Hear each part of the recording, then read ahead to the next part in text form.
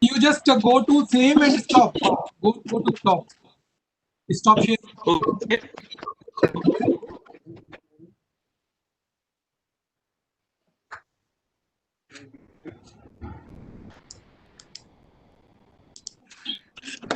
Option like stop sharing. No. Just go to the top. Take your cursor to the top of the screen, then it will pop up.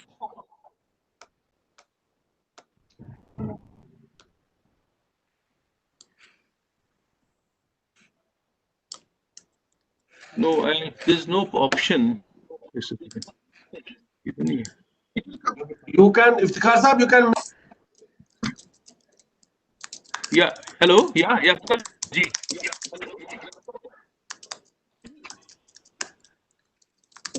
I think I'll have then. I think I'll leave and join again. Okay.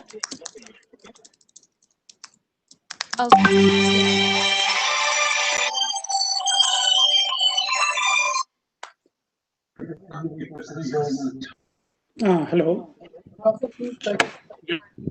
I'm already joined again. Yes, sir. No, I have not. No, sir. It is fine, sir. I've several times. You are now there. So everyone. Maybe I'm there for about 8-9 minutes. Okay.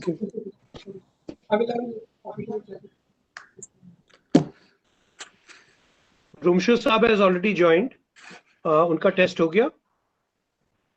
No, sir. We are yet to test. कौन Sir, if Covid- he's Covid if test. he's Rumshu ready, साहब sir. आप अपना screen करेंगे अपनी presentation share?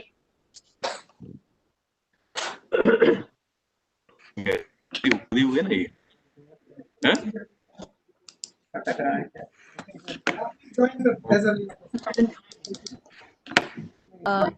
Ramshu sir, you have the presenter rights right now. So please check if you could share the content. Shakil Ramshu Saab, welcome to the webinar. Are you there? Can you? Professor Shakil Ramshu. And I also take this opportunity to welcome our Executive Director, sir, to this program.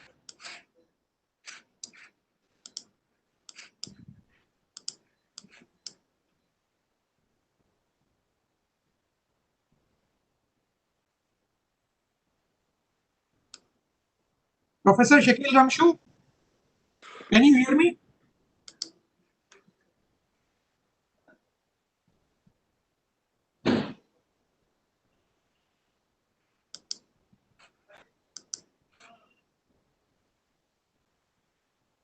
अब unmute कीजिए please. Unmute कीजिएगा.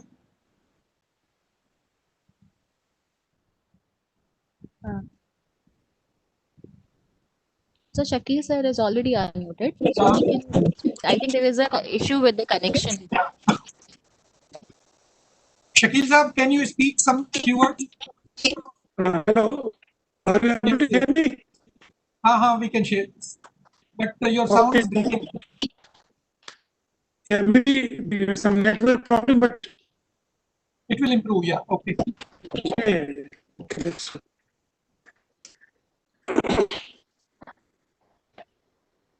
So, Amir Saab, can you check with the Sonam Saab? He's also trying to join.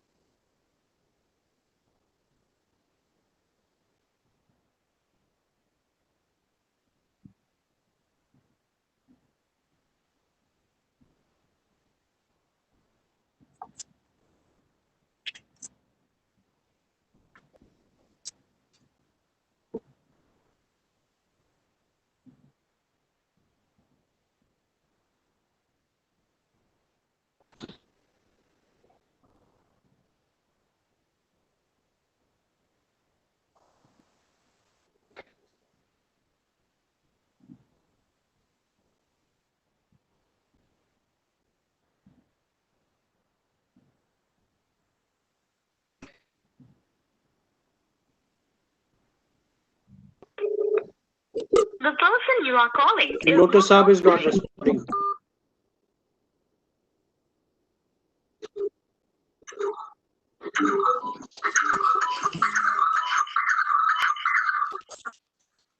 Lotus साहब respond नहीं कर रहे हैं. मेरी बात हुई थी, he was just going to join.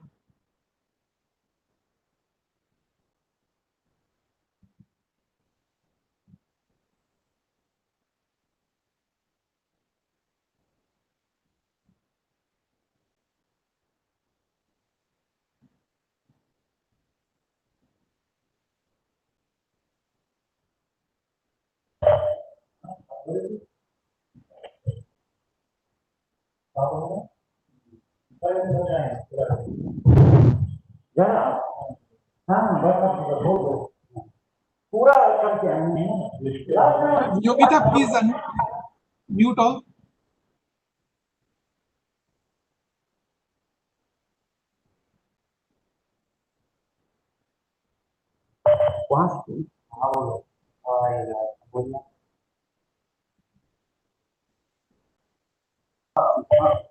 Whether my audio is clear.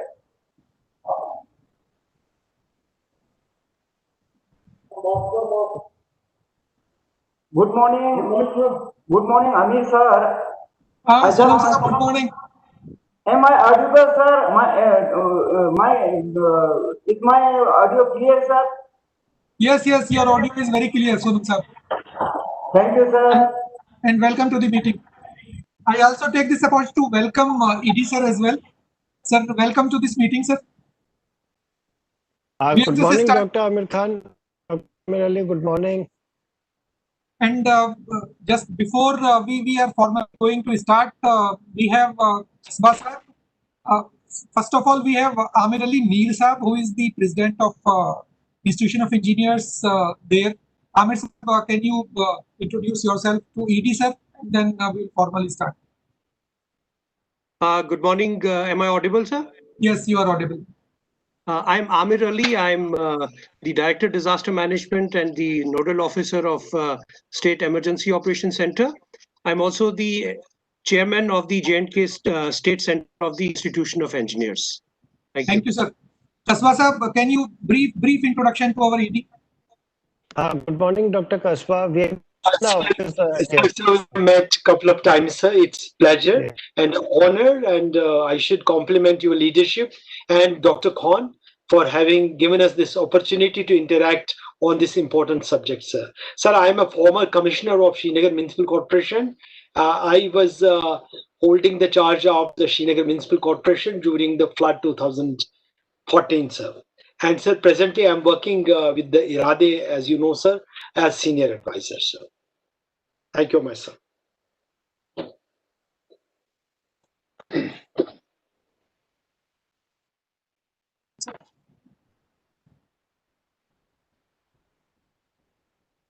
Sonam sir, can you introduce yourself? Yes, sir. Good morning, August gathering. First of all, I would like to thank the organizers for giving me an opportunity to speak for a few minutes on this August gathering. I am Sonam Lotus, scientist E of Indian Metro. I am the Srinagar. I take care of Srinagar, Jammu, Kashmir, and Ladakh, UT. I've been serving in Jammu and Kashmir since 2008, and prior to that, I served 2 years in Asase for providing weather forecast for avalanche mitigation and avalanche forecasting. September 2014 flood, we made significant improvement in our early warning system, and which I will be telling in my and for yes. Rest, I think we made significant improvement in weather, but a lot more needs to be done. And right now, there are IMD has put one ruler weather for radar in Srinagar, and another one for Amarnath Yatra in Sonmarg, and another DWR is being installed right now in Jammu region, and one will be coming very shortly in Ladakh also. Thank you, sir. Thank you. Safar Hakim sir, are you there? Hakim Sahab, can you hear me? Yeah, I can. I can. Please introduce in brief to Executive Director, introduce yourself to Executive Director NIDM. I am Iftikhar Hakim. I am working as Director of Planning and Coordination in Jahlim Tawi Flood Recovery Project, which is a World Bank funded project. And I'm also working as Chief Town Planner Jammu. That's okay. Thank you, sir. Iftikhar Kakru Sahab. Iftikhar Kakru Sahab, can you hear me? You have to unmute yourself, Kakru Sahab.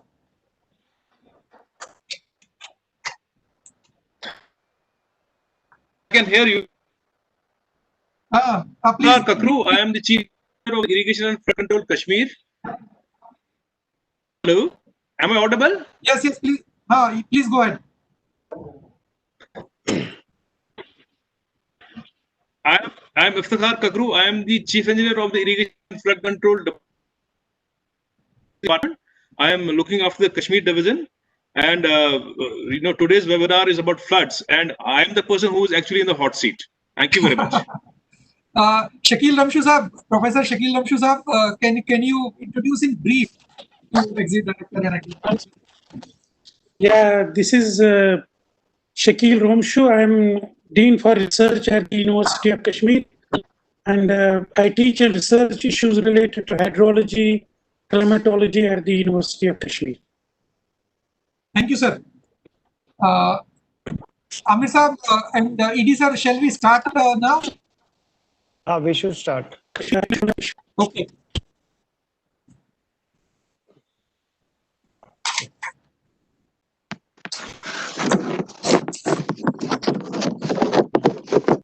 So, good morning, friends. We are starting this webinar on a very important topic on post-Kashmir 2014 floods recovery experiences and initiatives. So, we are here to share the experiences of how recovery has taken place in last 6 years. And this is another thing to mention here is that this is the time when Kashmir division was struggling. Not only Kashmir division, but the entire state of Jammu and Kashmir was struggling with the fury of floods, which was very, very severe. And around this time, we were having all those issues pop up around that area. So today we are going to focus on that recovery aspects and let's see how we have progressed and how we have covered what aspects have already been taken care of. There is a World Bank project going on there, and everything is revolving around so many things going on there. But definitely, difficult situation is also there. So we have to see that how we have performed and how we are doing in this. So as you know that why Kashmir flood has taken place. So we have the eminent experts on that. But one immediate thought come to my mind is that it's maybe one of the reasons, maybe that changing climatic conditions. And when we are talking about changing climatic conditions, which is having a severe impact on hilly terrains, which is definitely in Kashmir, Jammu and Kashmir, and definitely in coastal areas. So these are the two very difficult areas or regions where we are facing a lot of impacts of changing climatic conditions. And when I'm talking about changing climatic conditions, so Kashmir we had 2015, then we had Chennai next year 2015, and 2 years back in Kerala we had severe, not only Kerala, the west coast part, Kerala, Karnataka, Goa, this part faced severe flooding, landslides due to very heavy rains and some other things. So this is now the trend, and situation has reached like that a few years back, last year even we had severe flooding in Mumbai. So urban flooding is coming in a big way. When we are talking about, and this is not the isolated event in our context, in our scenario at national level. So the thing is that it's happening globally.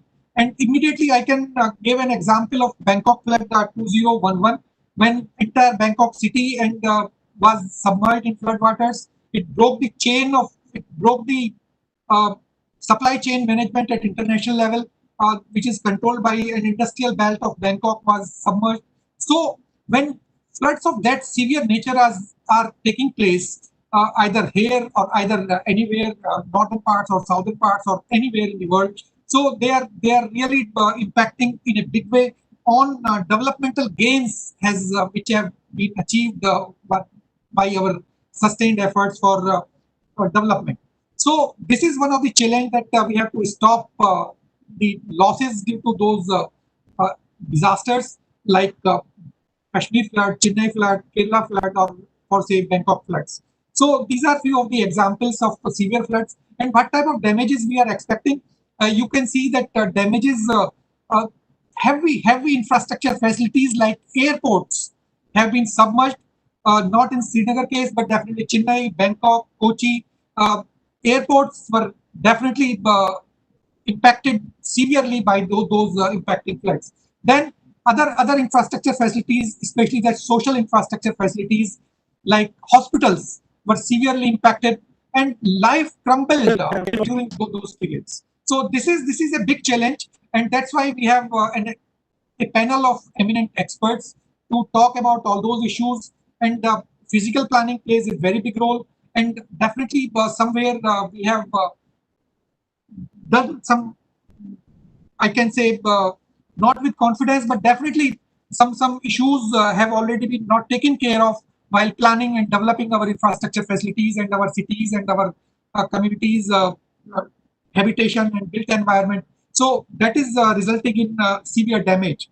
And when the major reasons of these are that changing climates are putting those erratic weather behavior, and extreme events are taking place. And this phenomena is not going to be isolated or confined to only hills or coastal areas. It can take place anywhere.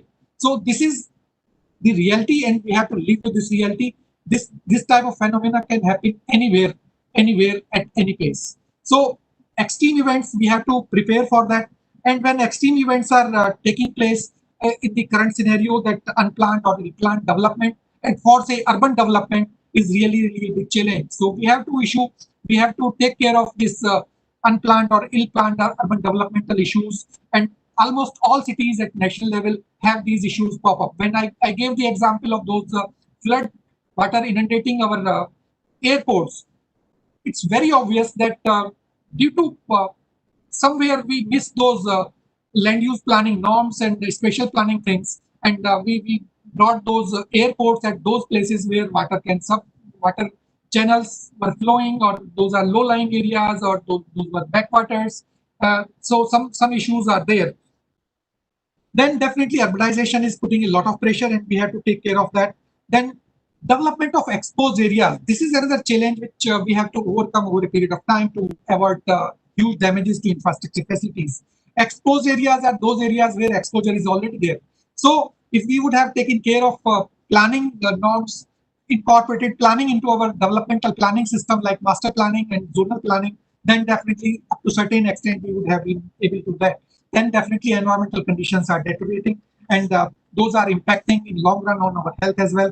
So with this brief opening remarks, I just conclude my opening remarks here. And definitely floods which are taking place at national level, urban floods are really posing a big challenge. And we try to find that how Kashmir has fared in these things. So let's start discussion on this, and in subsequent webinars we are taking up some other challenging issues related to not only flood but disasters per se, and we are definitely targeting various recovery issues at national level. So with this I just conclude here and request Amir Ali Mir Saab to say a few words as opening remarks. And Amir Saab has already introduced yourself, and just things I want to add.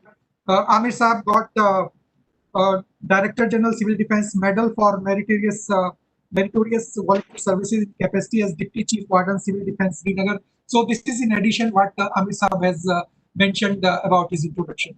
With this, Amir Saab, you can give your opening. Thank you, Dr. Ahmed. Thank you very much. On behalf of the Institution of Engineers, J&K State Center, I welcome you all to this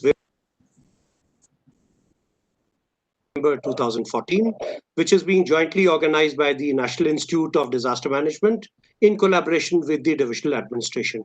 A little brief about the Institution of Engineers. It's a national organization which is headquartered at Kolkata, West Bengal, and it was established in the year. Kindly excuse me because. Amir Sahib, you are not audible. You have to unmute yourself. I'm sorry, I got a call in between, so you know how it is. So the Institution of Engineers, am I audible, sir? Yes. Was established in 1920 and was incorporated by the Royal Charter in 1935. It has more than 10 lakh members in 15 engineering disciplines across 125 centers in the states and local centers. The J&K State Center was established in 1960. The floods of 2014 were the most unprecedented, devastating, scary, and floods that we ever experienced in J&K. For many of us, despite the fact that it's almost 6 years now, having passed, the nightmare of 2014 still haunts us, especially when there is rainfall. It brings back the trauma and sends chills down our spine even today, and people start shifting their belongings from the ground floor to the first floor or safer locations whenever it starts raining or the gauge at Sangam or the Ramunshi Bagh starts rising. I take this opportunity to, I'm sorry, I'm constantly getting a call. You please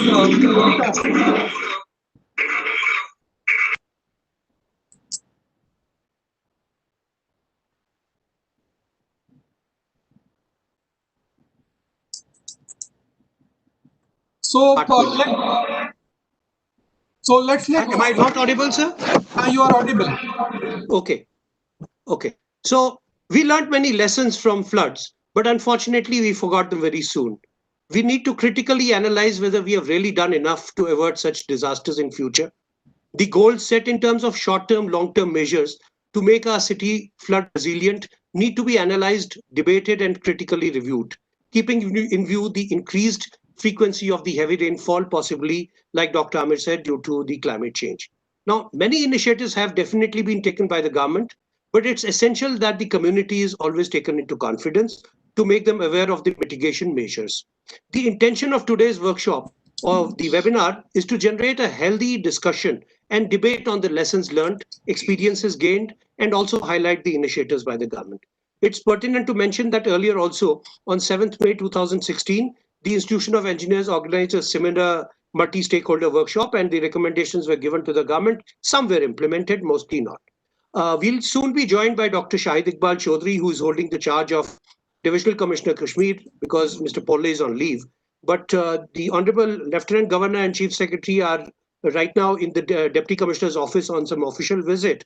And as soon as they are free, they will definitely join us.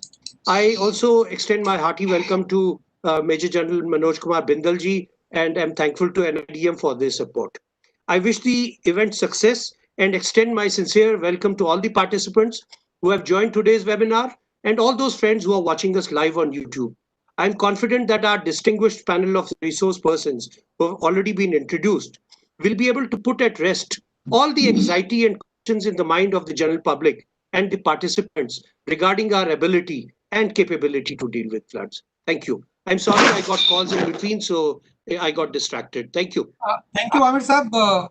Now I'm going to request our Executive Director, Major General Manoj Kumar Bindal sir, for giving his keynote address. But before I hand over, request him to speak, let me introduce him as well. Major General Manoj Kumar Bindal is a highly distinguished and eminent professional with Army background. He has over 35 years of experience. So Bindal Sahab was commissioned into the Corps of Army Air Defense in December 1985. He is the alumnus of the National Defense Academy. Bindal Sahab is a graduate of the Defense Services Staff College and has attended the prestigious High Command course at the Army Warfare War College. He holds a master's degree in Defense and Strategic Studies as well as a Master of Philosophy in Defense and Management Studies. Bindal Sahab is having a very particular experience profile. He served at mountains, he served in deserts, he served in plains, he served in coastal areas as well. So he's having a wide range of experiences. And another important aspect is that at the time of Kashmir flood, he was there. So he is having the first-hand experiences to share with us. So with this brief introduction, I request ED sir to take over and give his keynote address. Sir, this is your turn. Thank you, Dr. Amir Ali Khan. First of all, heartiest welcome to all the participants who have joined, and a special welcome to all the panelists who are there on this panel and will be discussing on such important issue after nearly years, 2014 to 2020, that is 6 years. It's a very important thing. I have personal experience because the time I was there only, and I was handling the complete relief operations from the airfield. This particular floods occurred in which I personally feel we should not be putting blame on anyone in particular because of the unprecedented rains that happened. That amount of rain, no matter how well prepared you are, is going to cause havoc everywhere. You can be prepared for a certain not rainfall, 100%, 200%, but 3,000%, it becomes beyond the capability. And nor is it advisable economically to prepare for such unprecedented rains, which is one of its kind. What actually affected the 2014 devastation was the valley floor. In mountains, as it is, everything revolves around the riverbed, about the stream which is in the valley floor, and everything then comes up around it. No one builds houses on mountain tops. So by nature, the complete Srinagar and all these areas were in the valley floor, and hence the water accumulation was necessary. What could have been avoided? That is what we have to see and discuss. How could this have been reduced, not avoided, reduced? I still remember that when we got the first indication on 2nd September about the overflowing of rivers and data about flood warning, we started evacuating a lot of army. But when it actually broke, the bunds broke, the dams side walls broke, BB Cant area, Rajbagh area, then complete Srinagar, where the most of the administration is housed, got submerged. So practically for about 3 days, a fourth day, I will say, there was no administration in sight to conduct the relief operations, except Omar Abdullah ji, who used to come to my control room, which I had set up at the airfield. And from Delhi, Rajinder Singh ji, who was Secretary, Minister of State, Home Affairs. Then Mr. GVB Sarma, who's now Member Secretary, NDMA, he came over. Then we had Mr. Tripathi, who was the Additional Secretary in JNK government. He came over. And then we airlifted one ADG police, I'm forgetting the name, from the Rajbagh area, from his rooftop, and brought him there. And we could get 2 police personnel from Badgaon area to set up a control room in my headquarters. And that is how the whole process started. But all this happened on the 2nd/3rd day. And from the 4th day onwards, the civil administration was totally in full gear because most of the offices of civil administration were submerged, everything was lost, and it took time for everyone to gear up because everyone's house was destroyed. So most of the operations were taking place either from the old airfield, from the control room setup, or from the Rajbagh, from the Omar Abdullah's residence and his office there, where we used to have our daily meeting, morning, afternoon, and evening.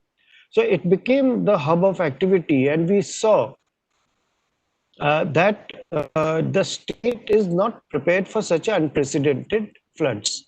And like I said earlier, no state can be prepared for such unprecedented rains. So we should start the discussion on that account. There was laxity, if I have to today, because I was in the decision-making conferences most of the time. You will find my lot of videos on this on the YouTube, standing with Omar Abdullah ji giving press statements. DC used to come to our office and we used to discuss. There was it was not a failure of the administration. So if we start from that note onwards, it will be a very positive discussion. There is no blame game of that particular 2014 floods because it was unprecedented. It was of a scale never thought of. It was one of its kinds, like what we say, 1 in 100 years event. You cannot plan for it. But it has given us large number of lessons. It has given us so many lessons to learn, and some like communication. I'll give you an example of communication. The BS everywhere, the exchange is put right in the center of the city because they're so old and had been put in 100 years earlier or whatever. So, and first to get flooded because they are right on the ground floor, on the ground itself. So the communication went off. Then army had their own, that time we had just launched our own mobile network in Srinagar Valley, secure communication. So we made it unsecure, and about 160 such sets were distributed to the complete civil administration, police and everyone to start working on it. Through that, we were able to communicate to each other. And then BSNL came up with a mobile tower which they set up in both Rajbagh area and in Old Airfield, and limited communication started. So communication was a major, is a major lessons that continuity of communication, redundancy in communication system has to be maintained. During any heavy flood, the power will go out. So no amount of redundancy will help because till such time the area is cleared of water and the chances of short circuit and electrocution is not removed, you cannot switch on the power. So power will take its own time, no matter whether it's a minor flood or a major flood. But the construction of the power lines, they should be so robust that they should withstand any flood. And as and when the water recedes, we should be able to switch on the power lines at the earliest.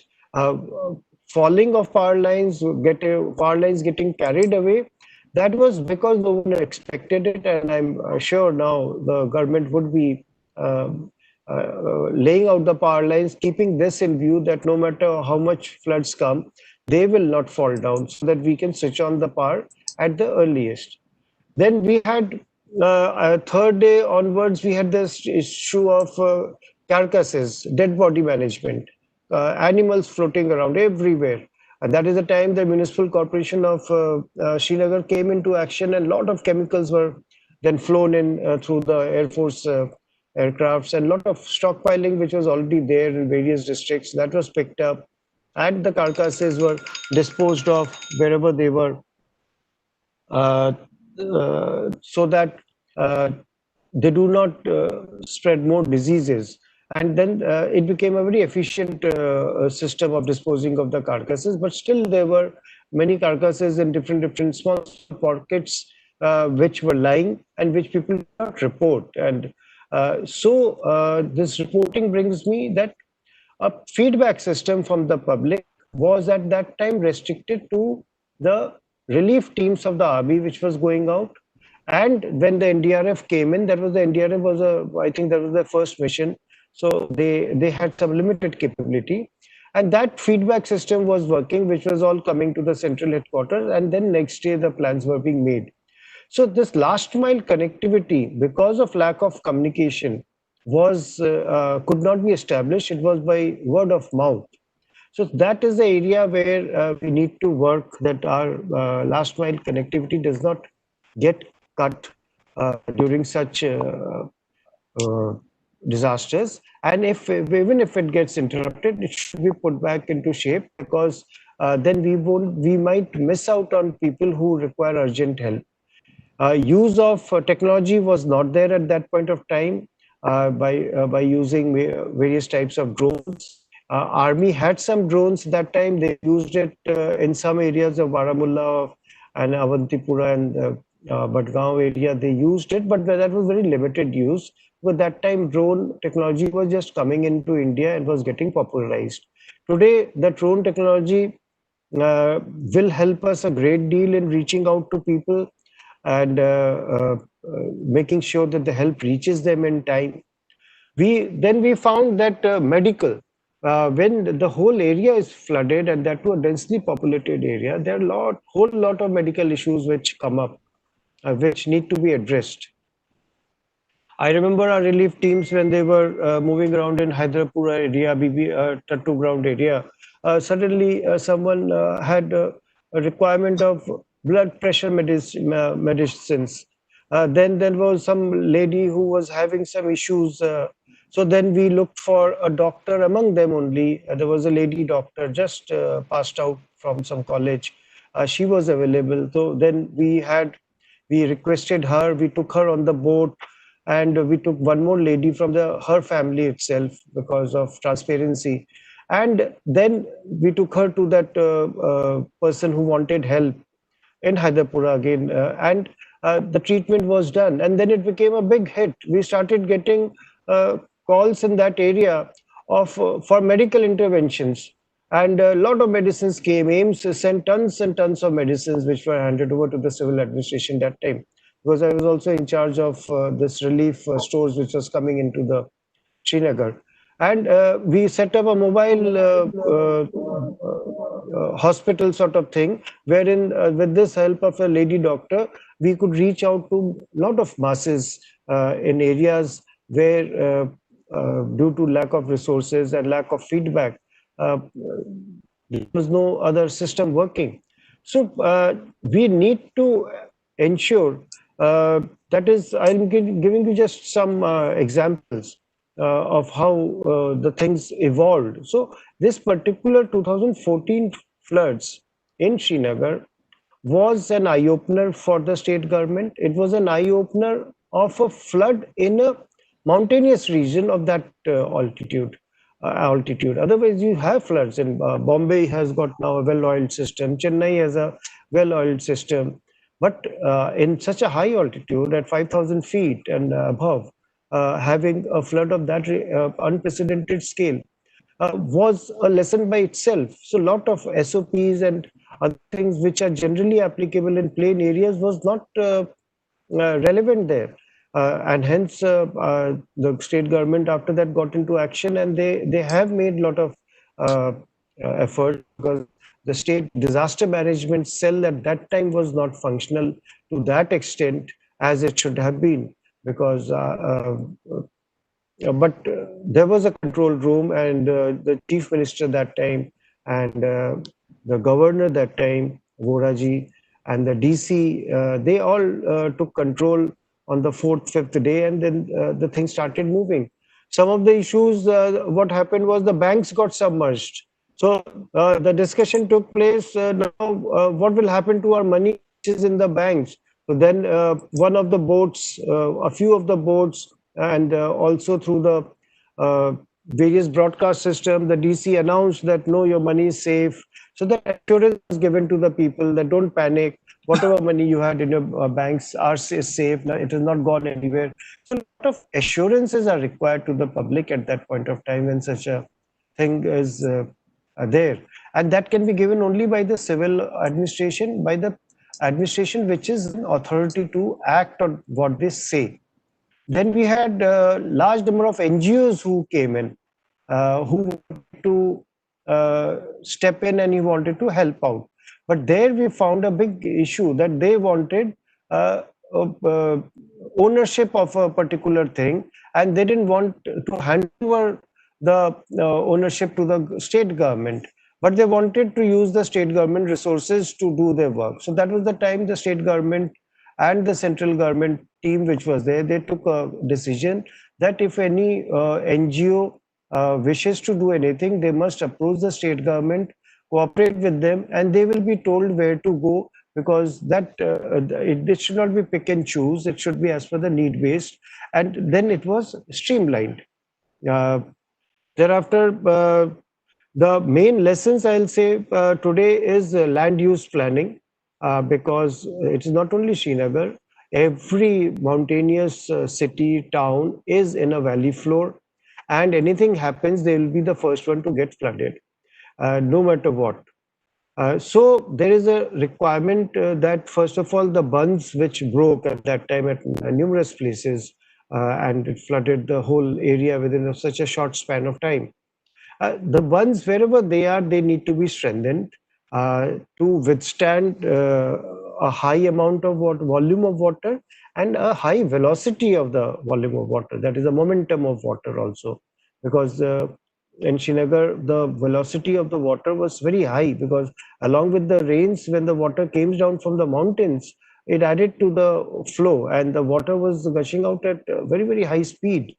So the bunds need to be strengthened to withstand that, so that at least till the level of the bund, the water gets moved out. Then we need to have link canals. We need to have link canals to the runout areas. And there are many areas in the mountains which are uninhabited where we can create reservoirs by create lakes to cater for such water so that it gets accumulated there, and that also should be such a strong feature that it helps to recharge the groundwater also and does not get washed away and down through the river systems back to the sea. So there are ways and means within Srinagar.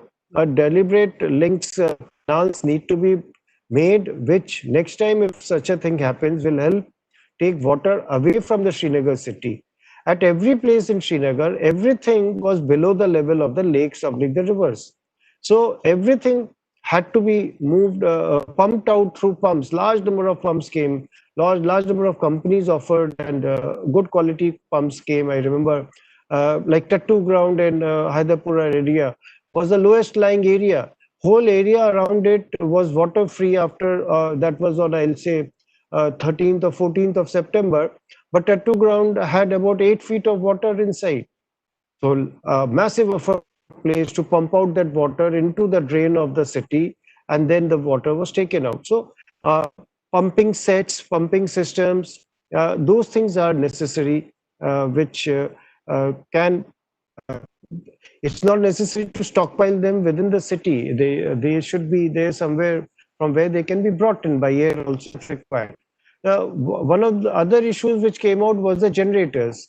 All the generators were at ground floor.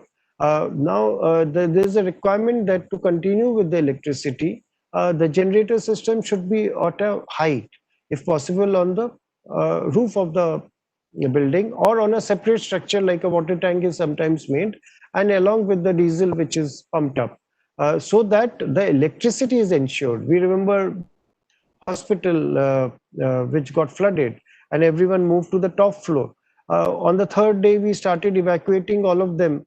Luckily, there were no deaths in that except for 1 or 2 who were in the ICU due to medical issues. All of them were then evacuated from that, but there was no electricity for them for 2 days because the generators were all submerged.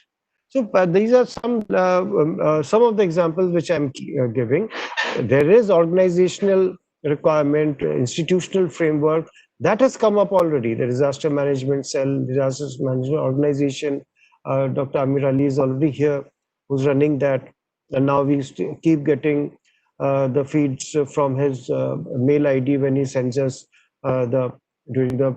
especially during the snowfall area and during the flood season, the water levels, everything. So now there is a system, but that system is at the government level. How it communicates with the local people is very important, and preparation of the community.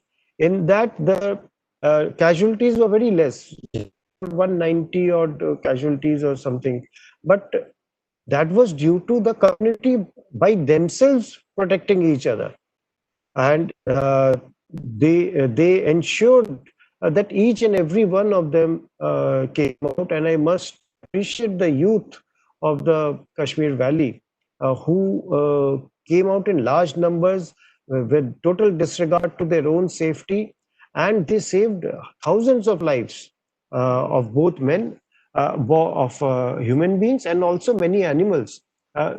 And so they need to be engaged. They need to be engaged in a big way into the disaster management process, because the first responders is the community. And in such cases also, many a times the local responders structured responders are themselves are the affected, and hence it takes time for them to react. So with this, I will finish because I can speak for hours since I was totally involved in that, but I will listen to others. Thank you so much. Thank you so much, sir, for sharing your experiences, and you have really brought out a few of the takeaways from your experiences. Like definitely it's unprecedented in nature, no doubt about that. Then you highlighted the importance of developing redundancy in physical and social infrastructure. So unless we develop that to create that resiliency at local level, we can't beat the unprecedented nature of that type of disasters or floods or that thing. Then you definitely highlighted the need for modifying the SOPs or whatever has already been developed for flood countering floods at the plains and coastal areas. So it's a special nature of things which we have to definitely work on. Then land use planning has to play a very important role, and we have Iftihar Hakim Saab to address that special planning and developing the resiliency. So we are taking care of that. Then Band is strengthening and all those things. Iftihar Kakru Saab is talking about that. Flood management, Iftihar Kakru Saab is developing all those things, and I think Srinagar has already having link canal and all those things. But we have to see how to perform. Those have performed at that time. Then this redundancy, like not functioning of generators and alternative mechanisms for hospitals, life support system like water supply, sanitation, electricity, communication, and all those things. You properly highlighted all those things. Thank you so much, sir, for enlightening us with your experiences. And thank you once again for this thing. And now we have to move to the first technical presentation by Iftihar Kakru Saab. He is going to talk about the event and post-flood management experiences in Kashmir. So, Iftihar Kakru Saab, you can take over now. And he has already introduced. He is Okay, so just give Flood and Irrigation Department. Yes, please. Okay, this is your turn now. 1 second. Yeah.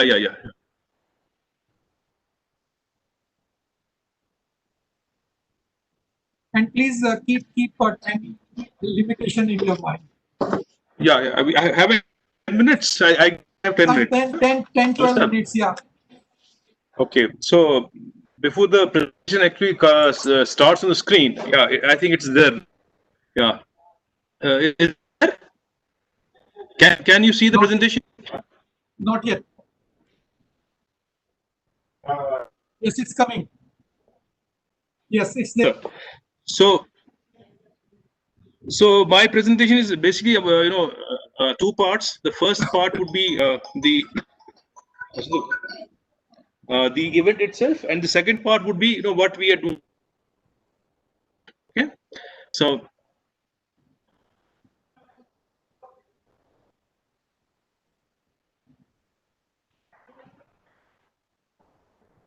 you are not audible.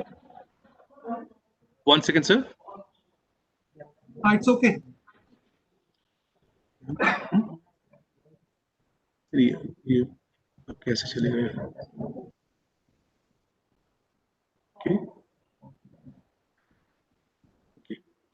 So this is the pictures that we have of the floods. These pictures have become very famous. The one on the is pre-14 floods, and the one on the right is the overview of Srinagar city once the flooding happened.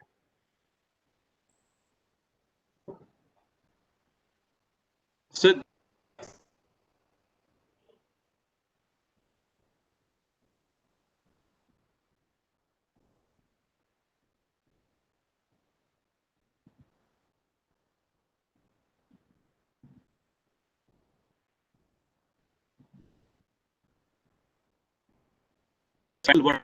during the flood, and these just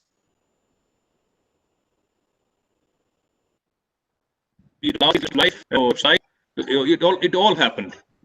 And let's come to this slide. This is where I want you to focus and to discuss early and then leave, because this is self-explanatory. See, we are typically Kashmir Valley is very vulnerable to floods because of its topography. It's bound by mountains on all sides, which have a slope of about 40 degrees or more. And the slope of the drainage channel is less than 2 degrees. So imagine the water from the upper catchment coming at the rate of knots and doesn't get drained out at the same pace. With the water that comes from the upper catchment gets accumulated in the plains. Irisa was mentioning about I would like to make a small correction here. The problem with us is velocity itself. The water velocity is much less than, and that is why a lot of hydrostatic pressure gets built on the embankments, and it sometimes results in breaches, or in most of the time results in inundations. So imagine something coming from a slope of 40 degrees or more, and then getting stuck in the drain, which has a draining slope of only 2 degrees or less. So this is actually the problem. The problem is precisely this. And this is another slide of the that explains the topography. You'd see that this is the on the left side of the picture are the cross section. On the right hand side is the top view, and you can see the slopes are very steep, and the blue line that you see towards the right hand side, this is River Jhelum. Okay, and you see closer to the right hand side and far away from the left hand side. So nature had made Kashmir Valley in such a manner that the left bank, the area on the left bank was a natural absorption or an inundation basin, and the habitable area was on the right hand side. And this was what prompted the engineers at that point in time to have the embankments in such a manner that the right embankment was higher than the left embankment. So it was meant to be that the water coming from the upper catchments or from the south of the valley, was supposed to disperse on the left hand side. But what we did is, over a period of time, because floods started happening with after long gaps, that the area on the left hand side came up fast, and most of the influential and rich people, they started living on the left hand side, so much so that even the governments of the day, they built many things on the left hand side. You have entire office complexes, even hospitals on the left bank, and they did not consider the aspect that the left bank or the area adjacent to the left bank is supposed to be an absorption basin. By nature, Kashmir Valley was supposed to come up in terms of habitations on the right bank, or the areas areas in proximity of the right bank. But most of the new development that took place is on the left bank, and it was bound to happen. We had to face the consequences of this ill-advised development. So this is another picture which shows that Kashmir has a history of floods. The floods have occurred at regular intervals, but the worst floods have been experienced in 1902, 1959, and 14, which was by the worst of all. And the reason for floods was essentially, there was exceptionally heavy rainfall from 2nd to 6th September. The subsequent slides will show that also. And then, as a result of this rainfall, the discharge was very heavy. Unprecedented discharge. It was in the region of 1 lakh or more. So, some say it was 1,25,000. Some say it was 1,15,000. But in any case, it was more than 1 lakh Q6. And the topography, as I was explaining, that compounded. And this is what we are talking about. See, Anantnag location, the actual rainfall during that period was 402.3 mm, and the normal is 32.9 mm. So it was 1,222% more than the normal. Kulgam was 1,259% more than the normal. Shopian was 1,390% more than the normal, and Pulwama was 1,470% more than the normal. All these areas, Anantnag, Kulgam, Shopian, and Pulwama, are in the south of valley, which means that they are in the upper stretch, upper reach, and this water that will come as a result of this heavy rainfall will flow through the central Kashmir and towards the north before getting drained off in the Pakistan to Pakistan occupied Kashmir. And this is another slide, which probably we have drawn from a paper by Kamaljeet Roy, S.C. Bhan, and B.K. Bandyopadhyay of the IMD, which is it is titled "The Catastrophe over Jammu and Kashmir in September 2014: A Meteorological Observation Analysis." You see, I'm trying to track the with the arrow, the red arrow, that the disturbances that were emanating from the Arabian Sea, and they were all the way moving up towards valley. So the flood was not something that that happened out of nowhere.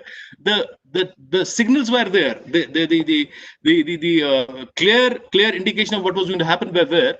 Only thing is that probably we missed it. This is the gauge. So we have this very familiar gauges of Sangam, Ram Munshi Bagh, and Asham. These are in the south, in the central, and in the north Kashmir, which kind of indicate the level of floods that we are currently in. In Sangam, the flood alert is 18, and the flood declaration is 21 feet. At Ram Bagh, the flood alert is 16 and the flood declaration is 18 feet. And in Asham, the flood declaration and alert is 14 feet. So this is, you will see that in 2014, Sangam breached 34 feet when the flood alert or the flood declaration is only 21 feet. And it had also breached in 1992 when it had gone past 32.60. In Ram Munshi Bagh, the level that we recorded in 2014 was 29.50. 29.50 against a flood 18 feet. And Asham, the flood declaration, and we reached a level of 19.35. The pictures at the bottom show how spanned out in terms of floods in at Rajbagh, Abiguzar, and GPO. The entire Srinagar city was looking like a lake or a sea. The expanse of water was so large that you would only see water and tall buildings. There were no roads were visible. Nothing else was visible. Only water and tall buildings.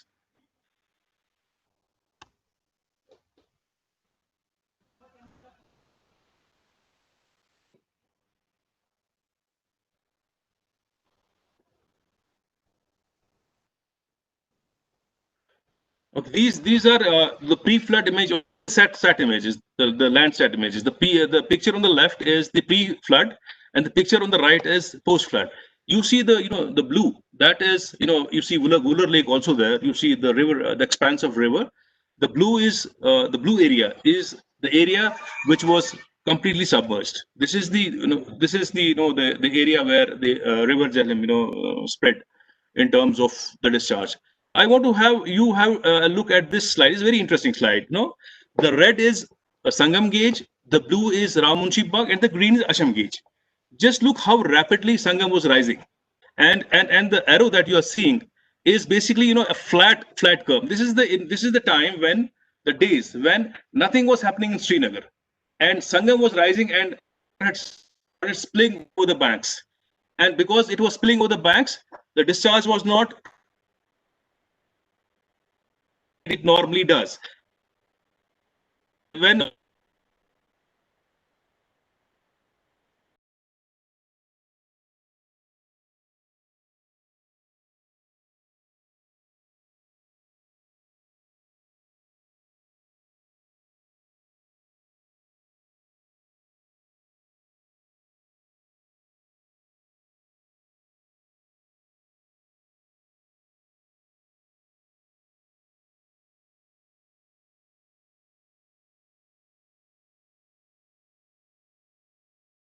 suddenly, when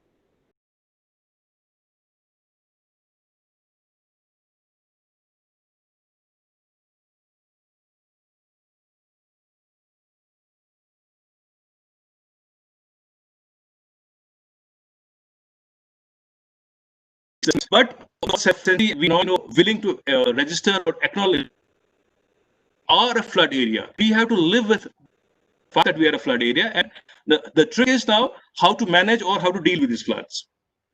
So this is another, a small, example of June 24, 25, 2015. So the normal mm per day, but it was 1,004%.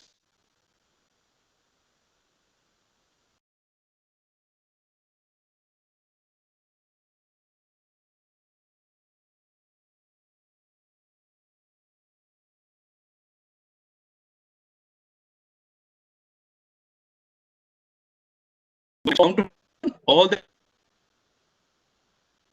people is how effectively we manage the floods. So now we come to 2014 floods. What we typically do is that this is what we have done last year. We are basically what we do is we strengthen embankments. We also do some removal of resection works. Then we take care of the vulnerable spots so that our flood flood channels, the river system, which is the river Jhelum, the flood spill channel, or the various tributaries, they are in sufficiently good condition not to be breached. As Edisa was mentioning, that we have to ensure that our embankments are strong enough to withstand some degree of floods, be it medium level flood or maybe more than medium level flood, because high flood in any case the problems are entirely different. So these are some of the pictures that we have done on these river, on the nalas, and on these, mostly on the nalas, and also on the river. These are works that we normally do. You see at Shivpura there was a breach, so we have used the modern material like geomatrices and other things, and these are quite now successful. And these are some of the things that probably I will skip because I want to come to the long-term preparation. And this is what we generally do during floods, or to deal with floods. There's a constant exercise the government does for tackling the flood eventually, because now that we understand that floods are to be in prime condition to deal with flood.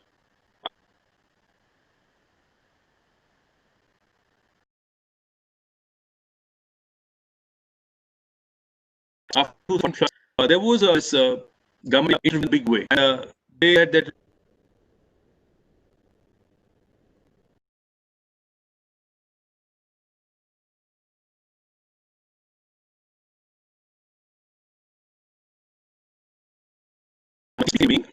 so in the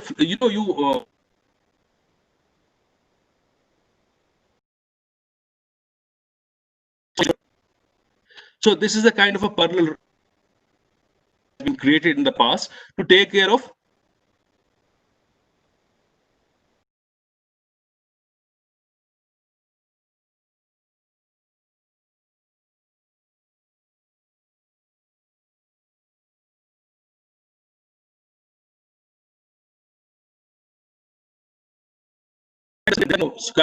cost constraints, but these were actually acting as obstructions. So these are a couple of bridges. One was under phase 1, plus we also targeted the re-sectioning of flood spill channel. As we have now, what we have done is we have first re-sectioned it up to a width of 30 meters. So this silt channel has been silt has been removed. Bridges are in advanced stage of construction. At Naidkar, doing this, that this is Naidkar picture. We are one is that we are making a new bridge, and also if you see the top left-hand side picture, you see the black arrow, the purple. So we are moving the embankment towards the right-hand side, so that we are able to have more area of the channel, and the channel is in a position to take more discharge, so that the draining capacity of the river system, by river system I mean river Jhelum and flood spill channel, is increased substantially. So And we also have done, because there's a PMDP2 also. PMDP2 is 1,623 crores. We haven't started that yet, but we hope to start it this year because the funding has been assured, and we will be tendering that work very soon. And PMDP2 actually, what it emphasizes is that we attain the original width of flood spell channel, which is 80 meters width. And then also we are doing some flood protection work. And more importantly, what we are doing is the outfall channel, which starts from Sopore and ends in downstream of Baramulla. It is called outfall channel. It is being widened by 40 meters. The idea is to improve the drainability of River Jhelum so that we are able to accommodate discharge. That I'll come to that later. That how gradually we are moving towards attaining draining capacity of the river system. I'll come to that later. And this is PMDP2 will start this year, and it is targeted to be completed in 2023, subject to availability of funds, because it's a very big project, 1,623 crores, and with it's a 70-30 funding, 70 central and 30 state, and funding is assured. And this is Hokersar. Hokersar, what we are doing in advanced action is that Hokersar, because the wetland, it had all completely got silted up. The migratory birds were affected. So what we have done is, we have excavated the channel, and then we have made a channel for the wetland, and we have also made a pond for wetland. This is basically on the directions of the National Green Tribunal, and we are also regulating the flow there so that at no point in time is the wetland dry, or it is constantly has some degree of water for attracting birds. So this is what we generally do. Mr. Amir will, I think, talk about this, this is we are now moving towards some kind of automation with regard to flood forecasting. So what has happened that all the resource of the Central Water Commission, the IMD, and the Irrigation Flood Control Department have now been clubbed. So we have these automatic water level recorders which give us discharge on a real-time basis. And we also have many other tools. We have automatic rain gauges. We have now these Dopplers that give us images, that give us forecast. And there are a host of activities that are going on by all the three departments, which is Irrigation Flood Control and Central Water Commission. The idea is to have real-time information about flood forecasting, about weather, and about how the flood situation is going to pan out, so that there is advance warning, and there are the governments of the day are in a reasonably good position to tackle the floods. So this is the committees that we have. I think I will skip this, and I will now come to this. This is the data dissemination. The automatic water level recorders, the rain gauges, and the acoustic Doppler profiles that we have. We are going to install. Some we have procured, some are already installed. And then this I will have. Want to acknowledge the help that we get from Central Water Commission and IMD, basically Mr. Lotus and people from Central Water Commission. They are all there. And Mr. Iftikhar is also here, Mr. Iftikhar Hakim. I was previously posted in JTFRP, so I have a reasonably good understanding as to what we are doing under the World Bank project. So we have developed this DRDB, which is the digital risk database, and all the disasters have been mapped, and which is floods, earthquakes. We are also prone to earthquakes, as all of us would know, and it is a very dangerous combination. And then we have also a liquefaction of soils that has also come into picture recently. And then we also have developed under the JTFRP funding the integrated operation forecasting system, and everything will be now under one in the emergency operation center that is going to come up soon. And also these are the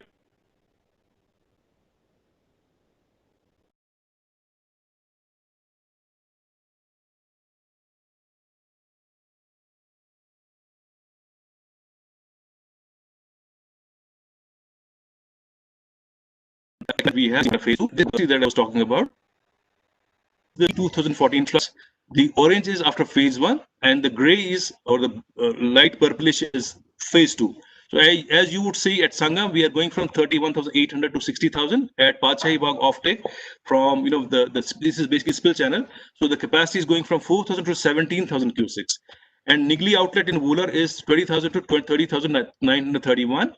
And River Jhelum at Sopur would be 61,000. So if we compare this with the flood that was into 2014, which was 1,15,000 cusics, we are way below that. But our river system, our draining system is built in such a way, even after so much investment, phase 1, phase 2, all we will go from 30,000 is to 60,000, which is very, very, very big. But in terms of the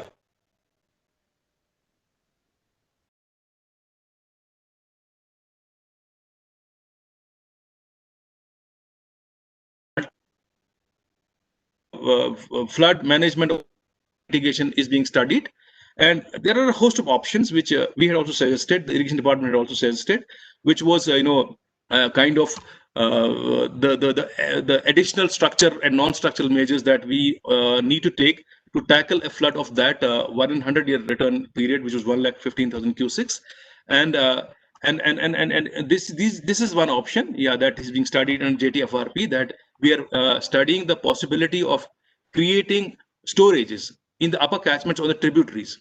One slide probably is missing from here is that the amount of discharge, the discharge that was brought by the tributaries. Vishav, for example, Vishav is in the north. Vishav alone got about 36,000 cusics. Out of 1,15,000 cusics, 36,000 cusics was carried by Vishav itself. Rambiara was around 15,000 cusics. And then you have Lidar. That is also very, very, very, very, very nasty. It may be very beautiful during normal times, but during floods, very, very nasty. And this is what is being studied in the JTFRP, that creation of storage in the upper catchments through interventions like small dams, check dams, whatever the consultants will propose. So, and this is work in progress. And this is the Dogripura channel that is often being talked, that creating a parallel flood draining channel right from south to north. Well, it is, I won't say ambitious, but it is really going to be a very, very big movement in the history of flood management in Kashmir if this was to come up, because one, it is very cost intensive. Two, and the involvement of land is very huge. Whether this will be practical or not practical, that the governments of the day will decide based on the recommendation of the consultants. And then in the event that this doesn't happen, we have to look at other options. For example, like we are doing in Corona now, that we have started thinking in terms of living with the virus. So we also have to now think in terms of living with the floods, and what it takes to achieve that resilience or that capacity will be determined by all the stakeholders. By Iftikhar Saab is here. He's the town planner, so he has prepared the master plan. I don't know whether building codes would be designed in such a manner that we will have some kind of provision for the houses ready. Kaku, sir, I'm sorry to Houses interrupt being. you, but you have to conclude, sir. I will. This is the last slide that I have. Okay, sure, sir. But this is the last slide that I have. So it will be a collective decision of the government, of the experts, that what is possible. If we talk about 1,15,000 cusics, the department is working towards attaining a capacity of 60 to 70,000 cusics, and then we trust in him, and we trust in our capacity to manage floods if they were to happen of the scale of 2014. I thank you very much for giving me this opportunity. Thank you very much. Thank you, Iftikhar Kaku, sir, for your brief presentation on post-floods recovery. I'm sorry to say that Dr. Amir Ali Khan, sir, having some technical issues on his behalf. So he has told me to continue with the webinar session, and I would like to request Jian Kasper, sir, to please present his technical session. I will share the presenter right to you. Sir, please be ready for this.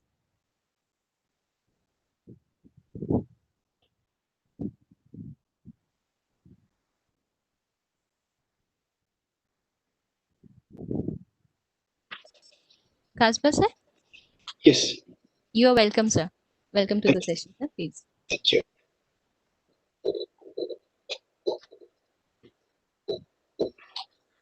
Very good morning, respected General Bidil Sahab and friends from the state government and from the central ministries as well.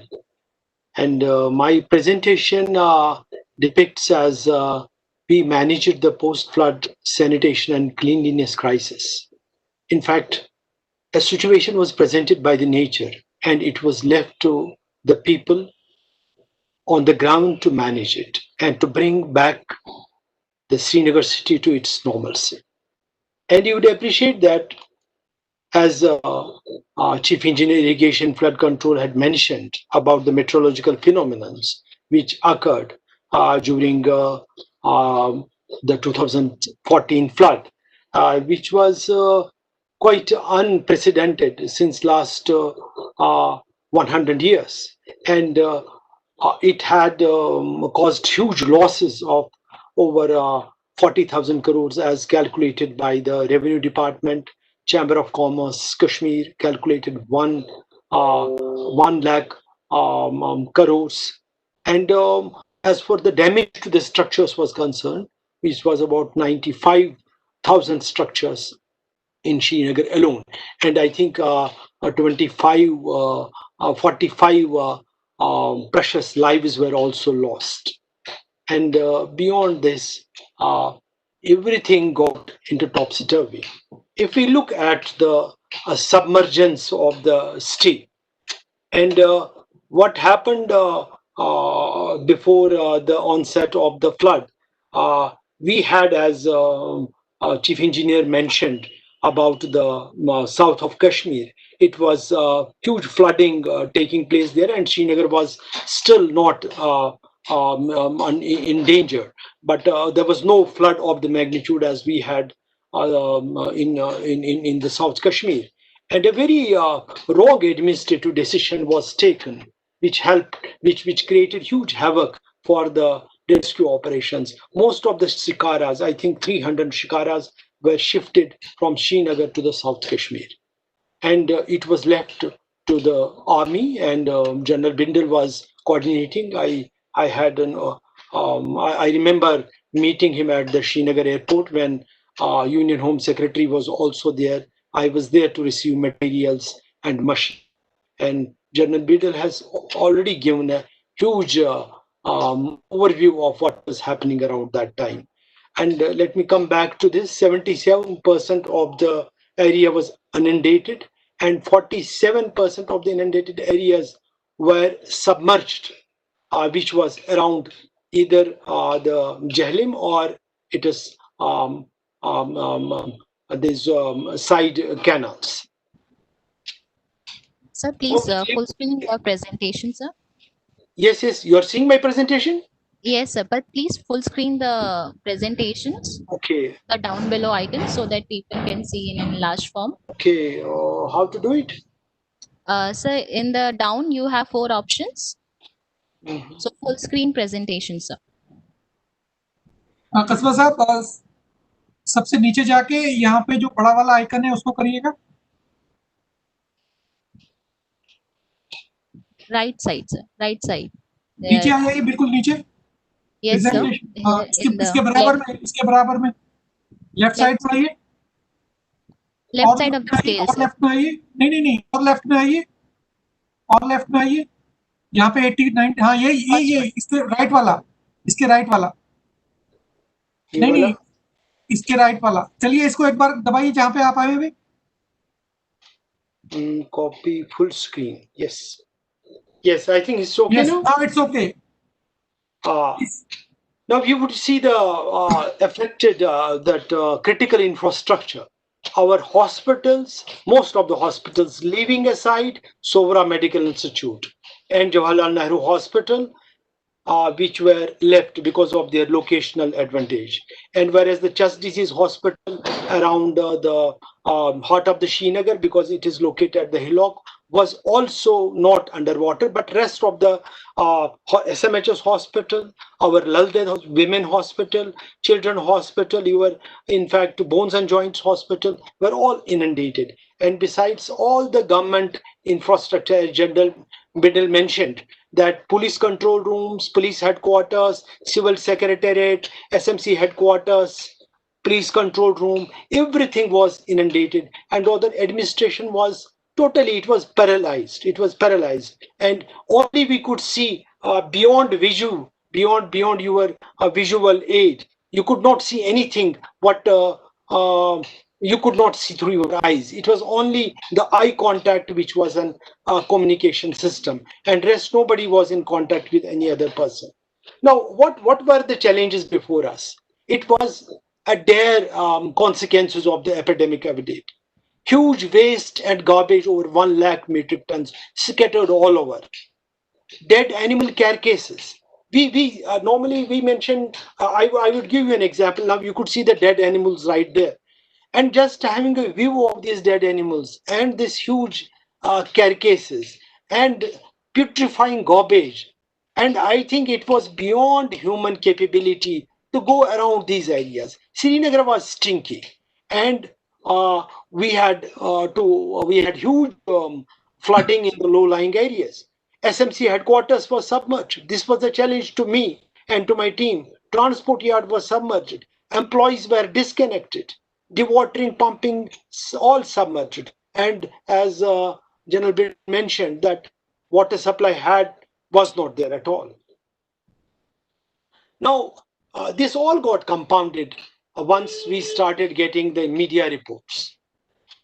This was the pressure on the administration, on the army and police, that what Times of India, Greater Kashmir, Economic Times, all were drawing a very, very doomsday picture as what's going to happen. Now, this was rightly so. If you would look at the garbage at Lal Chowk and go down wastes, garbage removal operations, you could see down below, and a sludge on the roadside. This is your fashionable Lambert Lane. These were the challenges before the Srinagar Municipal Corporation. We had no place to sit, in fact. We established the office, myself and the Secretary Urban Development, Mr. Satish Nehru, established the office at a Tattu ground. There was some area. We put a chair, I don't know where from we got it. And staff reported inspections. And we contacted union leaders. I think normally we always take these employees' unions as something which is against the work culture. But here I have seen the Safai Karamchari unions and the Municipal Employees Union. I immediately got into touch with them, and they mobilized the staff. It was a force multiplication system. And focus was on SMC transport fleet repairs and permanent dewatering stations. SMC has 72 dewatering stations, and most of the dewatering stations were submerged. And entire staff was vaccinated because we were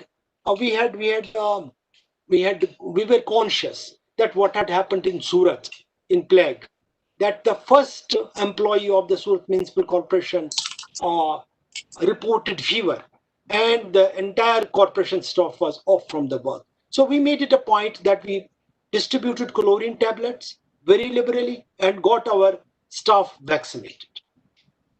Now, we also established makeshift offices to makeshift administrative office was maintained by the then CM at the Hari Niwas as flood control and was somewhere in control room. Radio Kashmir started operating from Shankaracharya Hill. And they started, Radio Kashmir Srinagar started talking about department shortcomings. People used to give reports and all that. And it used to take almost 2 hours to reach Shankaracharya, that too through a boat and come back. But I decided not to go to Shankaracharya, but to get busy with the work, because for me, 2 hours was a huge time. Greater Kashmir even shifted to the Rangret because there was no place for the media to operate. Now, what was the crux of things? What was changing? What was important decision? was we established high-powered team leaders. Every job was given to a team leader who had a wonderful track record of integrity and honesty and sincere to the work. And every officer was, and down below we did not change, we did not make any transfers. And you could see it was vehicle hiring and repairs. We hired 500 tippers from non-flood areas. Management and procurement of stores, cleaning of sanitation and lifting of garbage, animal care cases. And we had a huge challenge on this account. Disinfectants and odor control. This was the most important because no employee was ready to get into any operation of sanitation and cleanliness unless until it is deodorized, it is disinfected. Then it was very important data analysis and recording. Whatever information was being done, it was recorded hourly basis. And as General Biddle said, we got lots of water pumps. In fact, by 27th of September, we had our pump sets, which we got from outside and which were repaired within the state, were placed and started operating. And it gives all the details as the presentation is available with the worthy participants. They can go through it. Restoration of pumping stations, I should remember that most of the stations repaired within a week or two. Pumps, these dewatering stations were also made functional. Here, I think our engineers and technicians did a wonderful job in repairing those submerged water pumps. And within a week and 2 weeks, pump started operational. It gives within 1 week, 2 weeks, 3 weeks, 4 weeks. And within 4 weeks, you could see that most of the, within a 1 week, you could see green areas. And within 3 these brown areas. And pumps started working. Now, cleaning and sanitation operations. Disposal of the garbage and animal care cases, this was very important. Thorough cleaning of accumulated soil, spraying of disinfectants, and fogging. And you will be surprised, 17,000, almost 18,000 truck trips to Assam, about 1 lakh metric tons, and disinfectants and odor control. I think it's very important, I would say, for preparing anything, because a chief engineer irrigation and flood control mentioned, perhaps we'll have to live with the floods. And I think we may not be able to stop flooding in future, but few things on the resilient front we can do. As for disinfectants and odor control, this would be the first step. I think the chemical like sanitary, had it not been with us, and I am grateful to Excel Industries, Mr. B.R. Sharma, Financial Commissioner, Planning and Development, he first of all from Delhi procured the disinfectants, and sanitary was at the top of it. And about General Bindal mentioned animal care cases, 1,686. Out of them, almost 687 were, 999 were large animals, horses and cows and buffaloes. Most of were salvaged from the Army dairy unit at Chattabal.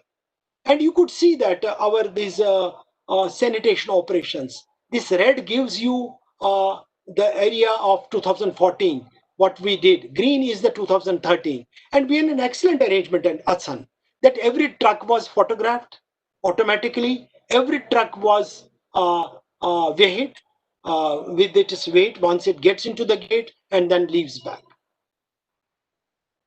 Now, garbage collected, you could see that with the truck trips and all that, this increase. And even one day, I tell you, it was beyond a human capability how SMC employees, 5,000 to 6,000 worked. We even had 500 truck trips to Assam in removing the garbage and the stinky decomposed material from the steel. Animal care cases, you could see by September 22, and I think most of the care cases were removed, but we kept on getting reports subsequently even up to 20th of October. But major work was done between 16th of September and 24th of September.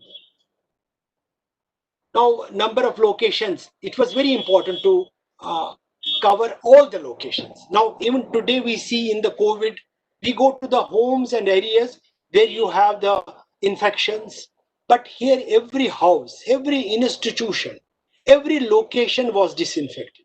Every area was given the sanitary so as to make it fully odorless. 11.90 thousand liters of chemicals were used, 54,700 kgs of sanitary were used, and as for like 52,942 black oil was distributed. Kasba sir, please try to conclude. I'm concluding. Cleaning and sanitation operations, you could see some photographs. And one thing was very important, not a single disease was reported from the Srinagar. That's what Director Sherikoshin Medical Institute said. Yeah. Then this was the midnight of 23rd of October. You could see we had lost our biological clock, whether it's a day or night. We used to work day and night. And I have few recommendations to make. One is that we should study the Sabarmati river bank embankment for 16 kilometers, starting from Parimpora to Pampur, from Pampur to Parimpora. If the embankment on the Sabarmati Gujarat model is adapted, we could protect the city for future. And another important thing is every house, every institution should have odor control and disinfectants with them. And last but not least, CDMA phones. It is very essential. Indian Army came to our rescue, and we also reciprocated, which was well acknowledged by the Chief of the Indian Army, who gave me the commendation card at a special function. Thank you very much. Thank you so much, Kasba sir, for maintaining the time limit and everything. You really did some marvelous work. Thank you much. Thank you. So thank you so much for. Thank you, General Bidil Saab. Thank you, Dr. Ahmed. So thank you to you for agreeing for making this presentation and highlighting the importance of the efforts made at the time. And definitely those need to be documented. And I think you have already documented in form of a book and some clippings were also. And my book is shortly there, and Dr. General Bidil would be writing the preface. Okay, very good. So it's wonderful. Thank you so much. And questions we definitely take towards the end. So now I request Professor Shakil Ramshu Saab for sharing his experiences and lesson learned from those floods. And Ramshu Saab is definitely an eminent academician who has served in Japan as well and in Delhi, in New Delhi as well. Ramshu Saab, definitely his area of specialization is hydrology, glaciology, and climate change, and his expertise is revolving around these 2-3 main topics. So with this, I hand over session to Ramshu Saab with a request to maintain the time limit of 10 to 12 minutes maximum. Thank you, sir. Ramshu Saab, it's your turn. Yeah, would you please allow me to share my, PPT? Yogita, please allow that share.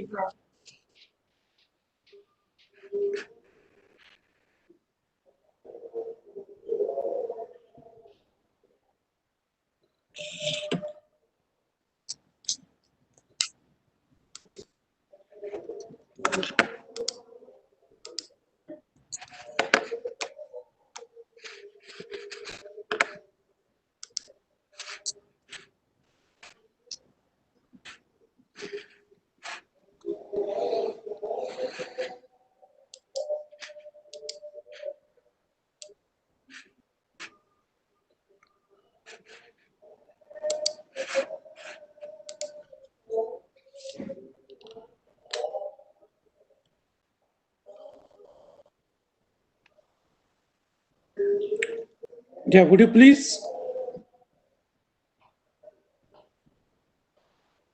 Yogita, are you there? Yes, sir, I'm here. Please, Ramshu Saab ko dijiye rights to share. Sir, Ramshu sir has the presenter rights. Okay. Sir, are you able to share the presentation? No, I'm not able to because you need to activate it so that I'm able to. So it is already there with you. Please check once again. It is not here. I don't know.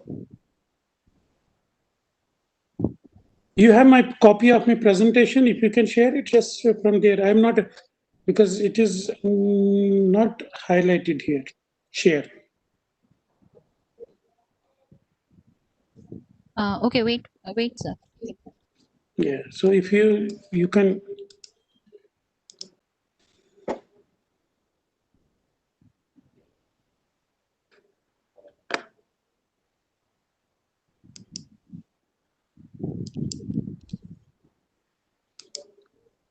Ahmed sir, do you have his presentation or should I share? My system is not. If you I'm sorry, you have to do it. Okay, sir.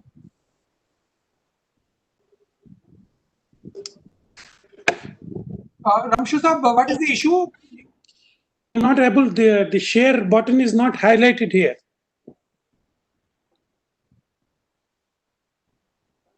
How So, come? I don't know. Yeah. Okay, it's there. So, Sir, you can see my screen right yeah, now? we can see. I can see it. So please put it in the full slide mode.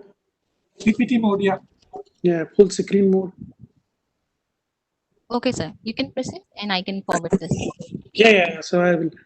Okay. Good afternoon, everybody. So, I mean, good afternoon to all the dignitaries and to the attendants, distinguished participants. So, the title of my talk is basically what are the lessons that we need to learn, or we must have learned, in order to be ready for the next event. So if you go to the next slide. Yeah, so these, since the last years, so you will see these type of, this is almost a 6th year we are, having this workshop. Every year there are workshops. Immediately after the floods, I also organized one of the brainstorming here where we said the retrospective and prospective of 2014 floods. I think this was almost, I think I organized it here in the Kashmir Valley, and we gave short-term, long-term, medium-term measures, and we, distributed this to all the stakeholders in the form of a booklet. And there are many, articles we even see today, these days also, people are talking about. But honestly, this is my understanding, and maybe some of you will also agree, that we have really not introspected till date what went wrong in that 1 week of, some of the participants before me also talked, but we never introspected it. As an individual, I never introspected it. As a society, we never introspected it, and the government never introspected it. I think there was a great learning if we had introspected. I mean, because all of us, I will say, as individuals, as society, as government, as many of my predecessors were also saying, how did we struggle about it? And immediately, even next 2 years, I was writing, anniversary of this. I think there is this. I think I've not been able to, introspect it. Next, please. Yeah, so there are, a lot of papers have come, papers have been written about it from the academic point of view. We also, our group also published 2-3 papers on it. We try to see, we introduce our group, we try to look at the drivers, and we provided some mitigation strategy also, how the climatic, geomorphic, anthropogenic, human factors led to the 2014 extreme floods. So if you look at the Kashmir Valley, the geomorphic setup of is such that we are very prone to the floods. Flooding is not new. Even the 2014 flood was one of those 50-year floods. Or if we some of my friends also talked about the main driver of the floods, climate. This extreme climate event that led to this. So we are used to that. But how the people have been in the past handling these disasters, and how did we fare in handling of these disasters? I think that there's a critical, need for a critical evaluation of that. Next, please. So I will be, repeating some of these things that my predecessors also talked about, but I will briefly, I will try to make sure that I'm completing it within not 12 minutes, but 10 minutes. But look at the flood, hydrograph. The chief engineer, irrigation flood control, gave us next. Just please put it here. Just gave us the flood hydrograph. I think there is a lot of learning when you look at. I think the solution or the strategies, future strategies, should come from that 2000 flood hydrograph. I will be talking about the wetlands here. This is a flat topography. Please, I think.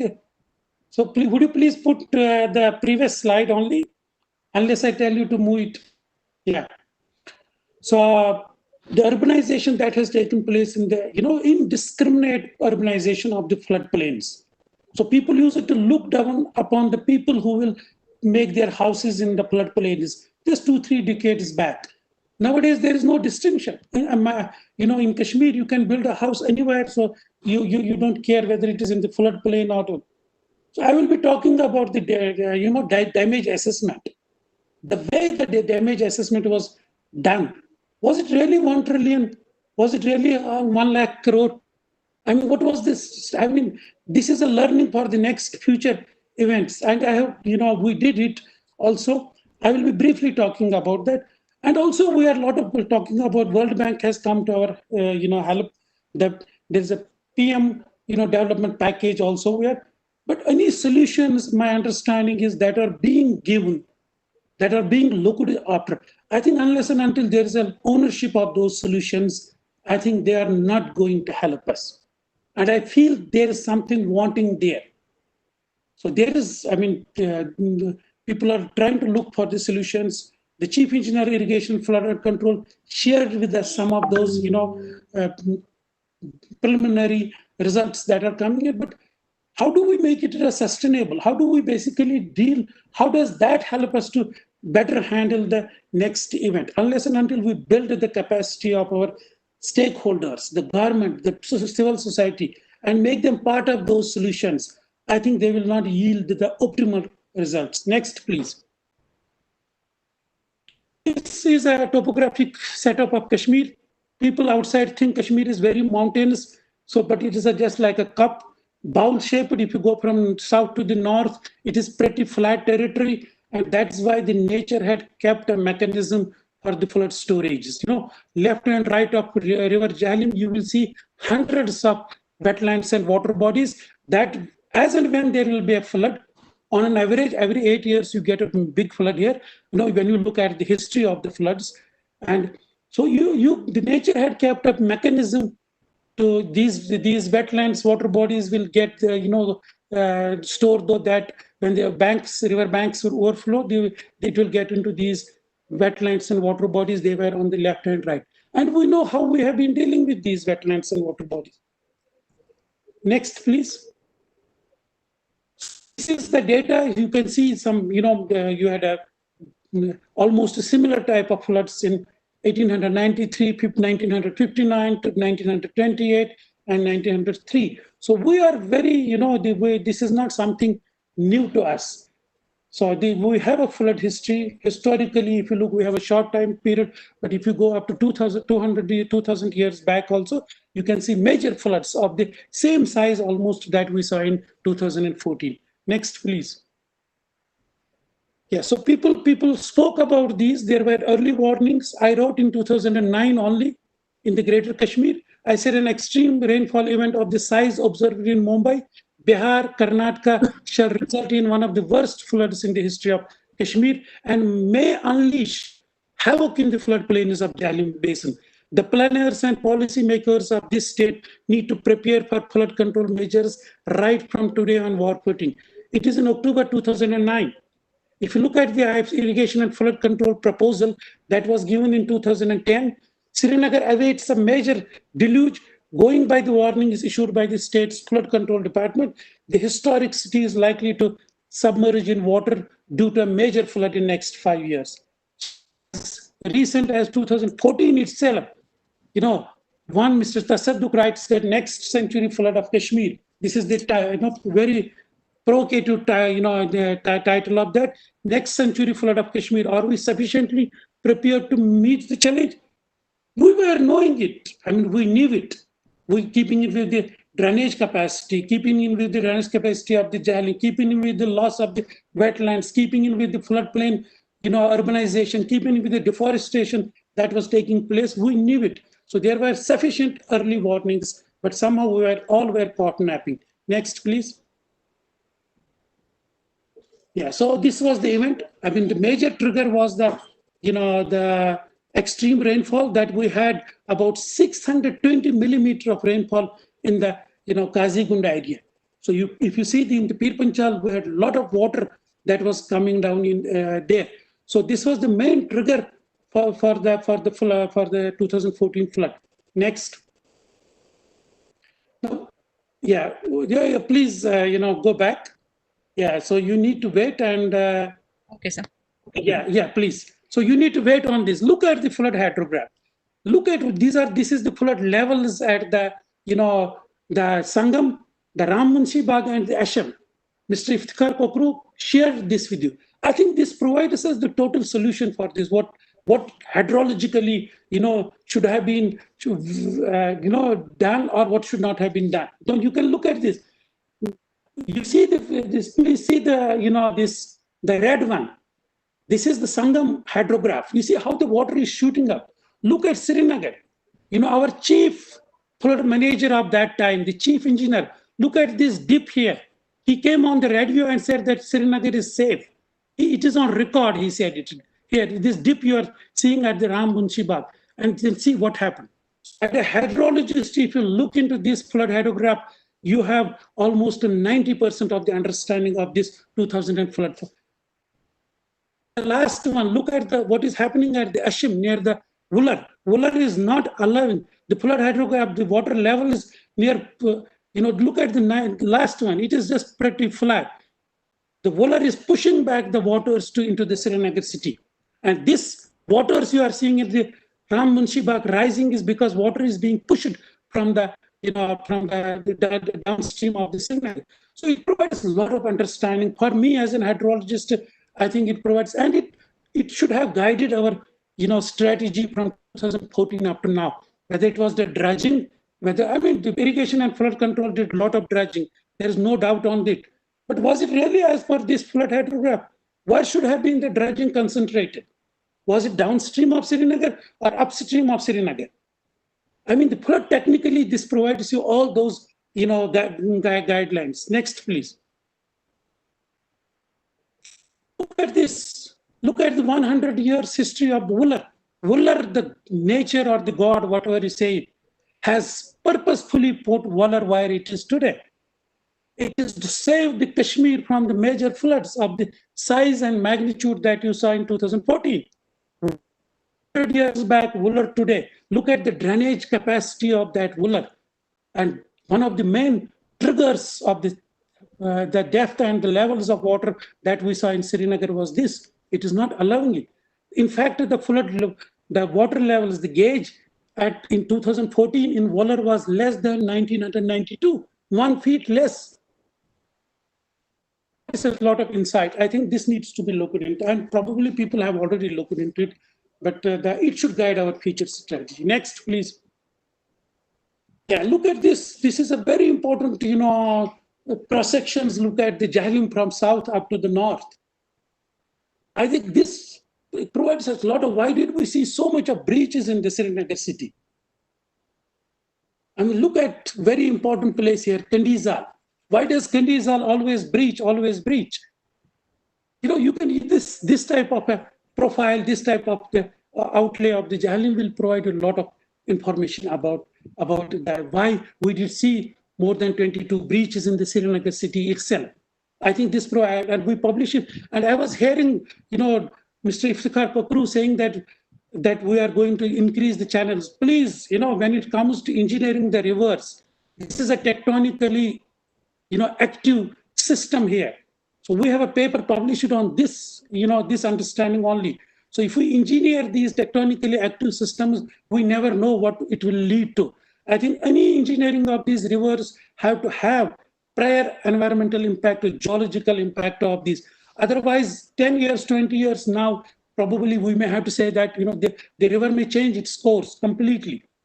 So there are many tectonically active spots in this river stream that we have observed there. Next, please. So look at the water levels in that. It is the complete floodplain of the Jhelum. But if you go to the next slide, almost on the basis of 1,1300 observations, we prepare. Next, please. So this is the total. Look at Srinagar. You have 19 feet of water. Each and every, we went and measured the flood levels, and we have a complete flood map. Look at 19 feet of water. Srinagar Business District, I had the first slide was my Lal Chowk slide. This had about 10 feet, 12 feet water there. And a lot of information, a lot of knowledge comes out of these, which we have also discussed in some of our papers. Next, because of paucity of time, I will not be here. Look at the wetlands and water bodies. In the state of Jammu and Kashmir, the wetlands and water bodies are treated as wastelands. Whenever there is a need for infrastructure development projects, the first option is the wetlands and water bodies. As a result of this, during the last 40 years, so I say it always, in and around Srinagar city, 22 wetlands and water bodies we have lost. All the posh colonies in the South Srinagar city are lost on those wetlands and water bodies. And overall, if you look at 40 years, we have lost 55 square kilometers of wetlands and water bodies. First transition is agriculture, and next transition is the urbanization. Next, please. So these are two dates. There you can see this urban. Please go back. No, next. The next one. Next, please. Yes, look at this. That's what I said in Kashmir. People were being, those who made house, being floodplains, इन्होंने सैलाबी जमीन पर अपनी मकान बनाई है. Just look it up, down upon. This is in 1972, the floodplain. The red you are seeing the houses. Please click, and you will see in 2014. Next, please. Look at this. Huge. I mean, look at whatever the damages that were told is because of this. Lot of urbanization, lot of damage to the to the infrastructure that has come up during the last time here. So there is indiscriminate urbanization of the floodplains. Next, please. Yeah, look at this. This is the more than 50% of your area in Jammu, in Kashmir Valley is highly prone to the extremely high or high erosion. So deforestation that has taken place since the last 30-40 years, and then these fragile slopes. So you have a lot of siltation. As a result, the drainage capacity of all the water courses in Kashmir is significantly reduced over time. So dredging has to be an annual affair. Dredging has not to be a once decade affair. It has to be a regular affair of the irrigation and flood control. Next. So this was the event. You can see. I mean, Iftikhar Fakru Sahab also talked about this. I mean, look at the. If we look at the, we know Sangam, we can't escape from the flooding because at least 5 major rivers, 6 major rivers converge within 10 kilometers near a place called Sangam. So you have a lot of deluge from that. I think that also provides us a lot of insight. If you go into the next slide, I will show you. Please conclude, sir. Yeah, I will just, within 2 minutes, I will just, look at this. Can you please, press one more button? Yeah, more. Yeah, look at this. The Rambiara, the Vesha, the, Sandran, the Leather, these are high gradient rivers, which Iftikhar Fakru Sahab was also talking about. So this, if you delay the water that comes, this peak you are seeing, the red peak at the Sangam rising very sharply is because of this high gradient rivers. So we need to delay the waters that will come, into play, near Sangam. So if we delay it by only 2-3 hours, so you will save a lot of areas downstream of Sangam from the flooding, including the Srinagar city. I think this is one of the major, steps that has to be taken. Whether you call it flood storages, they are very well provided under the Indus Water Treaty. Storage provided and have not created any storage. So Indus Water Treaty, we say we have to make an optimal use of it. But who stops us or who stopped us? we have not created 1 liter of storage in the Jhelum Basin, or for that matter in the other basins. Next, please. Next, would you please press 1 or 2 buttons? Next, I just want to move to next slide. Next. Yeah, you can see these very high gradient rivers. So Vesha always has a flash floods, Rembiara, all these, I think they provide us a lot of insight. I don't want to talk about the profiles because of paucity of time, but please, I made my point. Next, please.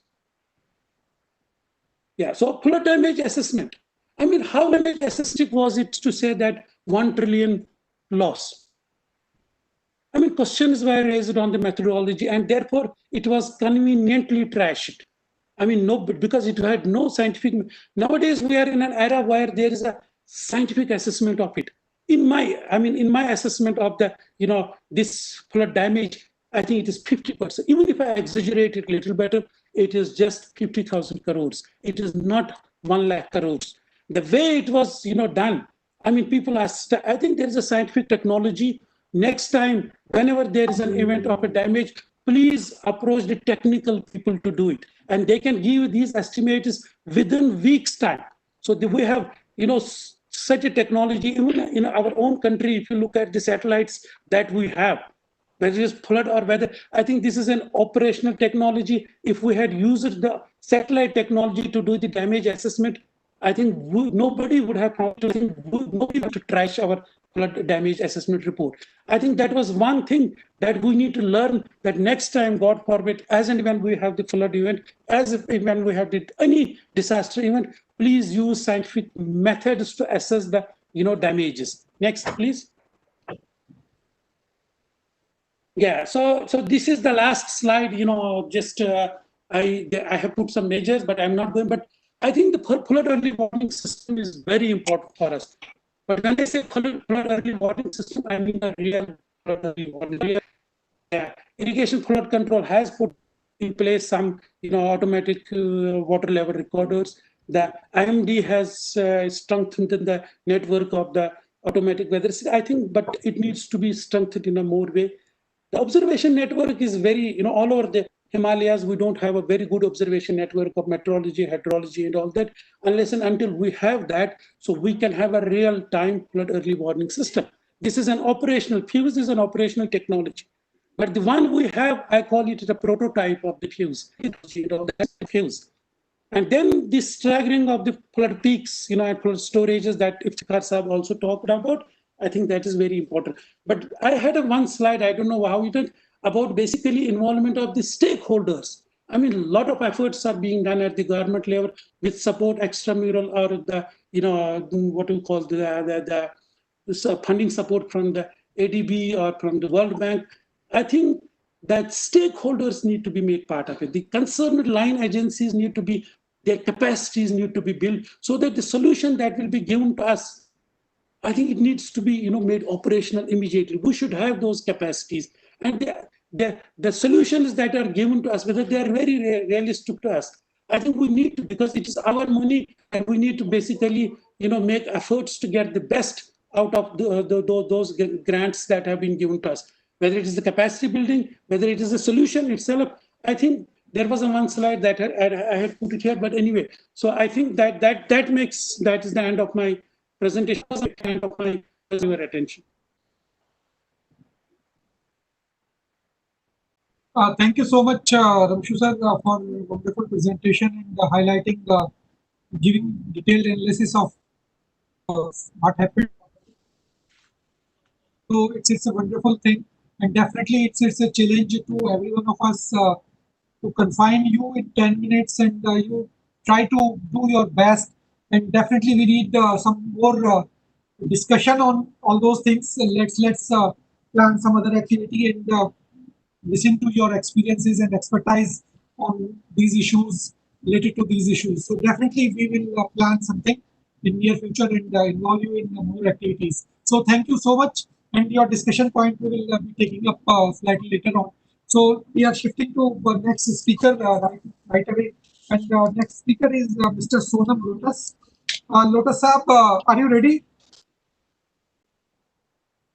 Yes, sir, I am ready, sir. Please, you can start. Yeah, should I share a request? Can I share my screen? Please, you can share. Okay, sir.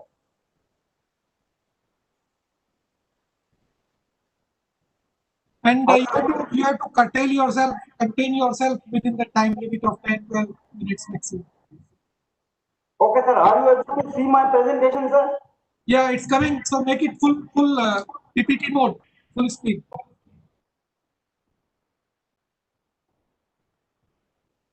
Okay, is it okay, sir? Yeah, it's okay. Okay. Good afternoon, everybody. I would like to thank the organizer NIDM and IEI for giving me a presentation, giving me an opportunity to give a presentation, deliver a talk on this very important topic. The title of my topic is Improvement Made by IMD in Early Warning System post 2014 flood in Jammu and Kashmir. These are the overview of my presentation, introduction, climatology and climatic situation of the Kashmir and Srinagar, cumulative rainfall during 1st to 6th September 2014, network of observatories and future plan, lessons learned, way forward and conclusion.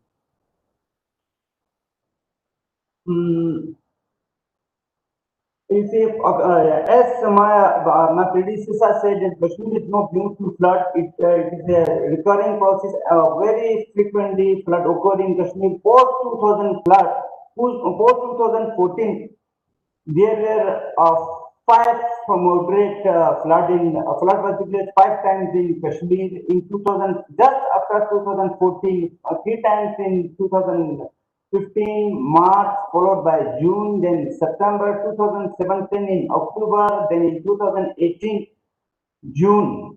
But by looking at this, you can see except winter flood occur in flood can occur in Kashmir in any time at any time.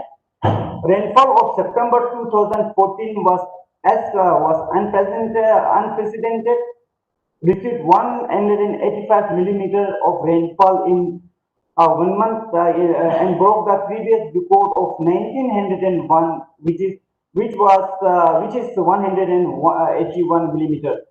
Recorded 2014 flood recorded extremely heavy rainfall in the past 120 years record till date, and it is still a record. The flood event shows that except winter flood can occur anytime in Kashmir because of the, as Professor Ramshu and other other speakers has already said, because of primarily because of topography. Then from hydrometeorological point of view, it is observed if there is continuous rain, if it rains continuously moderate, even moderate with occasional heavy rain occurs for 36 to 48 hours, then it is most likely to cause lead to a flood. Post 2000 flood, IMD has significantly upgraded monitoring, development, model development, strengthened observational network of like space-based. We have upgraded our radar system with observation, then satellite system, then land-based system like we have upgraded our rain gauges. We have strengthened. We put a lot of increase our network of observatories, and we are working closely with other irrigation flood control, CWC, etc.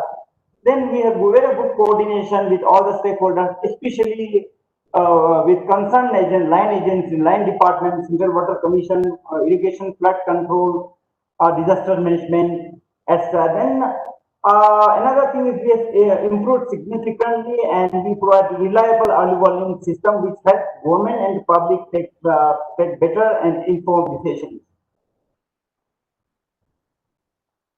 This is the climatology, September climatology of Srinagar. You can see there are since 1901 till today in 2000 September till September 2020, you can see two peaks. You can see two peaks. One in 1901 and followed by the other in 2014. Like I said, the truth in 120 years, the precipitation that Srinagar received, the Kashmir Srinagar received in 2014 is a report till today, which is followed by the 181 millimeter in one month in 1909. And normally, the September actually is not a rainy season for Kashmir. Actually, mostly even today you can say annual September normal is only 25 millimeter of rainfall as per IMD. Extreme weather and climate change. Extreme weather like very heavy rainfall, extremely heavy rainfall in 1 to 2 days. Example, then thunderstorm, severe thunderstorm, extra, and climate event interacting with vulnerable human. Vulnerable means poor people, people who are not prepared, people who don't have, who are not easily accessible to communication, who don't have, who are not well informed, and the natural system can lead to disaster. For example, the one we had in 2014, especially in absence of a responsive social system. That is what had happened in 2014. Now, timely preparation and reliable early warning of impending disaster of any kind, not only heavy rainfall, any kind of, let's say, impending disaster like flash flood or, for that matter, heavy snowfall, etc., can help reduce impact of disaster and minimize the losses. Although if there is a chances of heavy rain, we cannot stop rain. But if we got early warning system in place, it can definitely, we cannot stop rain or snow or whatever natural system, natural disaster, but we can mitigate and prevent, minimize the losses due to that system. These are the model forecast of first week of 2014. Actually, you see IMD's numerical weather prediction of that time. Now it is we have come a long way. Now it is the picture model output of that time.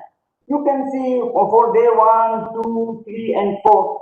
Actually, the model also captured that heavy rainfall excellently. You can see on day 3 and day 4. Actually, this is day 1, day 2, day 3, and day 4. Major captured that event very well, and accordingly, the State Meteorological Department also provided the heavy rainfall warning. But then, frankly speaking, and to be honest, at that time I was at the helm of affair like I am today. We were not expecting the whole Kashmir will submerge. It was a very difficult. It is a very difficult, difficult word to say. But then that time, we were not expecting a flood of this magnitude. Then this is what happened during that time. This is in my office. It's complex. Yes, was it unprecedented? Yes.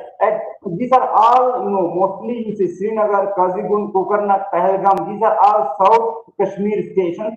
If this is, normally Srinagar normal rainfall I said is 25 millimeter, but if this is 126 millimeter in 1 day time. And again, you see Kazigun 500 times, then Kokarnak approximately for more, around 388 millimeter more rainfall than it would have. Then you can see in Pahalgam 2,338 times more is rainfall than it should have expected. Then like in Riyasi, Jammu, all the stations, it was a large scale, very big system, weather system, and it gave widespread rainfall not only in Kashmir. Actually, the whole Kashmir there was it did flooded in Kashmir, but then in other places like like Chenab Valley, then other hilly Punch, Rajouri, there were massive devastation and massive loss of life actually in that area, those areas, because those are the hilly region, like Professor Ramsu said, that there were lots of soil erosion, as a result of which it was massive landsliding leading to accidents like and damage of kacha houses, etc., which led to loss of life, which are of course which are not famous, but except the flood. But casualty wise, it was more in that area. Now those areas. Then improvement in early warning systems by IMD post 2000 flood. Post 2000 flood in 2015, IMD has commissioned and installed an X-band Toshiba made Doppler weather radar at Srinagar, which is very helpful, and I think the machine has provided a machine has served served the government and the people very well, and we are happy to say we are happy to have such kind of machine. And then 2016 and 18, we have strengthened our observational network like automatic weather station, automatic rain gauges. Then apart from that, daily, even today during flood season, we are providing QPF, quantitative precipitation forecast to Central Water Commission and Irrigation and Infrastructure. QPF means basin-wise quantitative. We are saying if it is going to rain in, if we are expecting rain in Pahalgam or Kazipur or in any place, we will issue a forecast. How much rain are we expecting? Quantified. We issue quantified precipitation forecast. And the automatic we are getting. I am happy to tell you that if this data from these automatic stations, weather station, rain gauges, etc., are available online, accessible anywhere involved by any people across the globe, and they are being used and very useful. And 100% of our automatic weather stations and 90% of automatic rain gauges are working in functional and is available online. And 2019 and 20, we are issuing notes now. Earlier we used to issue only weather forecast. Now we have shifted our strategy as per the guidelines of World Meteorological Organization. Impact-based weather forecast means how much rain if we are expecting rain, what will be the probable impact, like flash flood, then damage to agriculture, etc. Then daily rainfall being shared on email, WhatsApp groups under the direct supervision of our senior officers at different levels, senior officers of state government like chief secretary, overseas chief secretary, then senior officers from different all the stakeholders. Then routine, these daily rainfall informations are we are exchanging we exchange it with CWC, irrigation, flood control, and etc. They also share in flood. Actually, it's a many-way process. Routine interaction and meeting with stakeholders, all kinds of data shared with administration on daily basis. And for 2020 and 21, I'm happy to tell the August gathering that right now, as proposed, another rural weather radar station is being installed. It is under process and it is being installed even today in Jammu. And I think by next 1 month before winter, the rural weather station radar of Jammu will also be operational. These are the network of automatic weather station rain gauge different across Jammu, Kashmir, and Ladakh. And you see, Jammu, Kashmir, I'm very happy to say that IMD has got very good network of automatic weather, sufficient number of automatic weather networking stations. You can see these are the radar, proposed radar. In fact, proposed radar. Actually, it is undergoing now. Right now in Srinagar, it is going, and we will be installing another one in Banihal Chowk. The one in existing, actually, I have not shown here. Actually, it is already functional, and we will be installing another in Ladakh also. You can see my colleague from State Disaster Management, all the all August gathering, and all the viewers. I am very sure they keep on especially during adverse weather. This the radar observation, the radar image is the one on the image on all are working on, and all reach all observed, and these are the real-time or satellite observation, and this is all one, and this is an image of 2018. It is showing moderate, light to moderate rainfall in Kashmir in the month of June, which is the flood season. So you can see, this is very useful. Just by looking at the radar image, people can take a decision. Not only the radar, the radar will be supplemented by automatic weather station, which gives 1 hourly weather hourly rainfall report, how much rain occurred in 1 hour extra, and in next for 1 month or 2 months, we are thinking of making available data in 15 minutes, 15-minute interval. And then this is the take away message from my talk.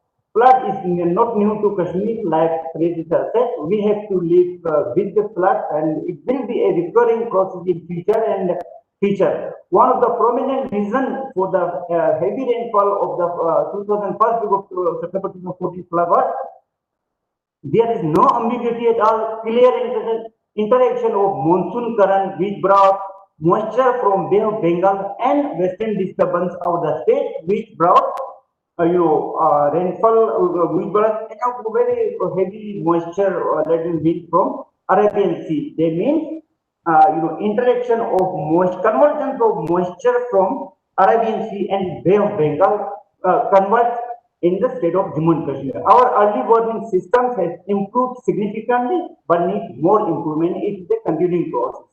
I'm happy to tell August gathering, all the audiences, that I am having the repository of hydrometeorological observation contributed significantly in all kinds of R&D all over India, and we are making sure that we archive the correct data. And people today are in Jammu and Kashmir are more weather conscious and more aware, and make it a part of their decision making in day-to-day life. Thank you.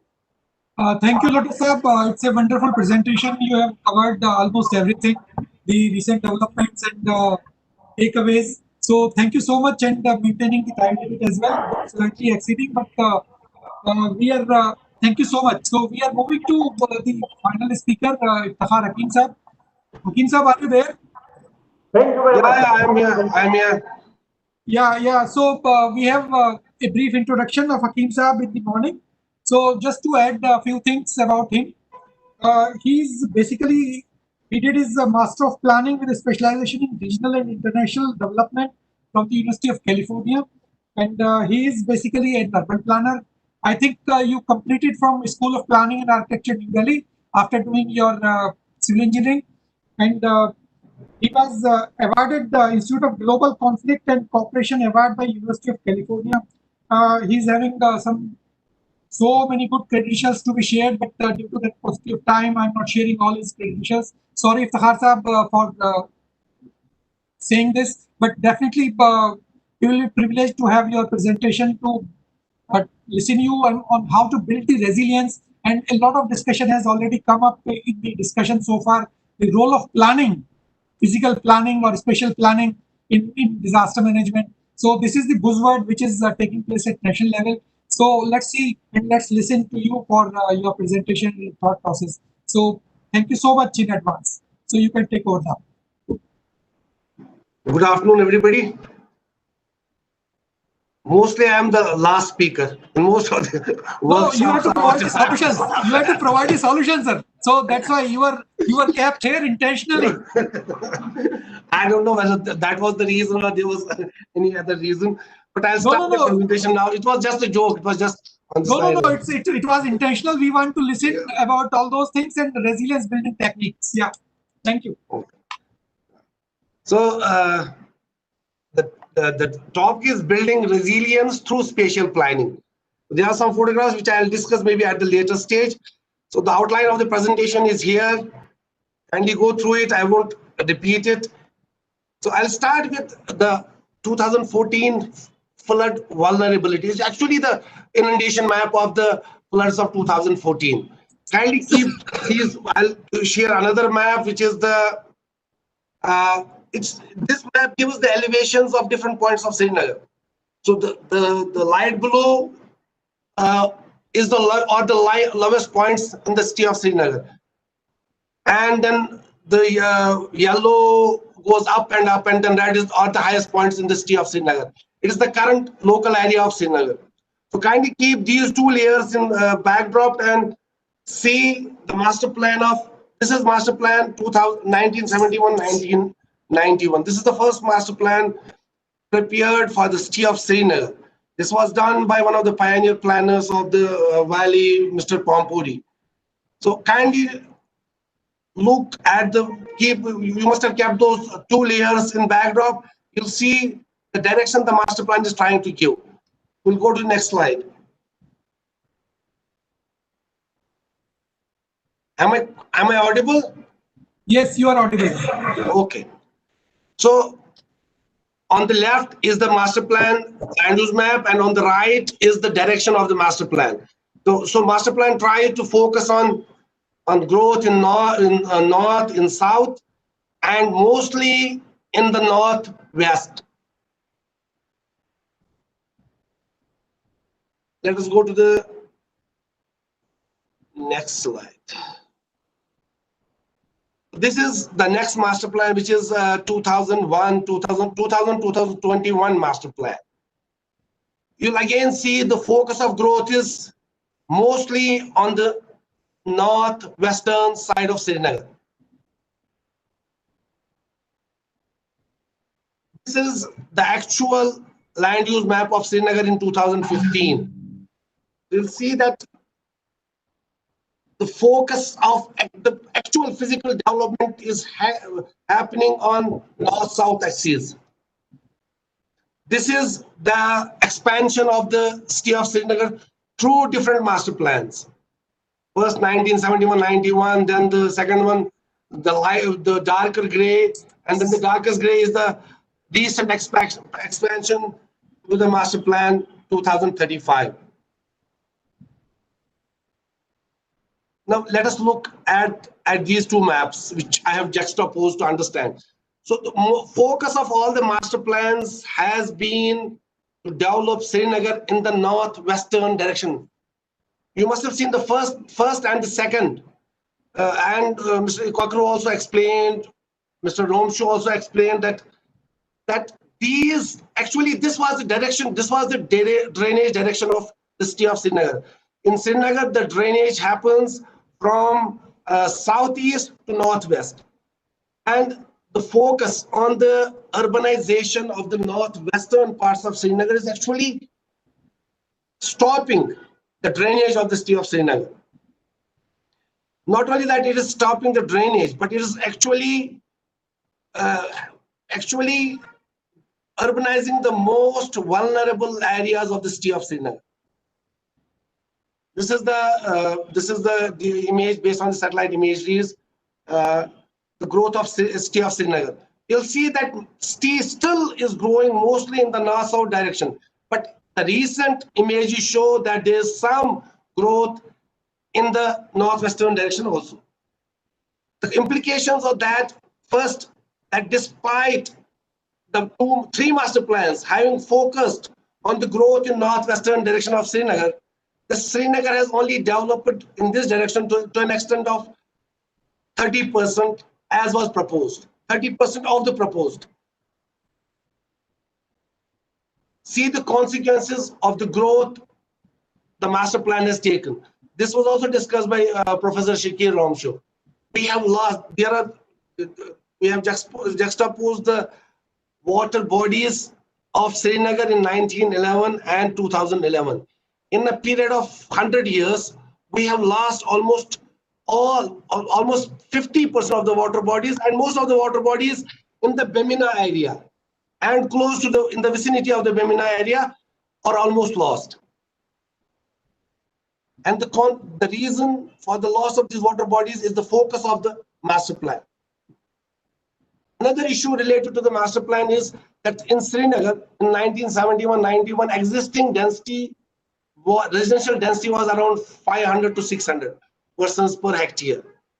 And the proposed density in the same master plan, 1971-91 master plan, was around 200 persons per hectare.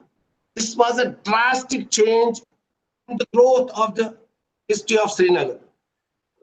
Srinagar is a historic city which has been growing for thousands of years. And there's a local wisdom involved in the growth of Srinagar. Why was the focus of the first master plan was declaring Srinagar as a slum city? it said that Srinagar is a slum because of this density. Unfortunate, because this master plan was based on Western concepts, and it tried to sort of thinning of the densest parts of the Srinagar. And that is the reason we had core area development project and we had circular road project.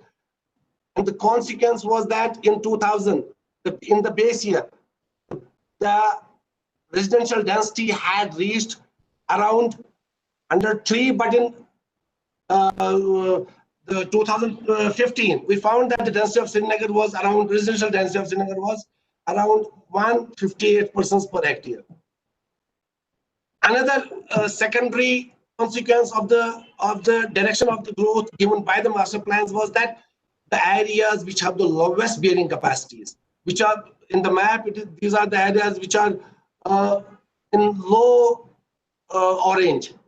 So those areas have been urbanized through master plan. This has both consequences for the cost involved in the construction, and second, for the drainage of the state of Srinagar.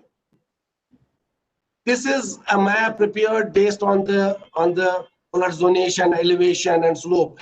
This is actually the suitability map of the state of Srinagar. You'll see that red areas are the most vulnerable areas, and the green are the most suitable areas. And you'll see that the direction given by the master plans is actually for focusing on the areas which are most vulnerable areas, the least suitable areas. This map gives the details of the areas which are ecologically very fragile areas like Hokersar, Anchar, Wetland, etc., all in the north western direction. I'll try to sum up whatever I have said is that the major reasons at different geographical levels for the flooding of the state of Srinagar is deforestation, impermeable. We have increased impermeable surfaces in all watersheds, and in the valley floor we have actually constricted the waterways and stopped the drainage. We have urbanized the wetlands and flood absorption basins. That's why in my book on which is the name of the book is Kashmir, the State of Floods, I have called the organized efforts of planning of Srinagar have been planning disasters. And at city level, there is both illegal as well as legal urbanization, which I was talking about.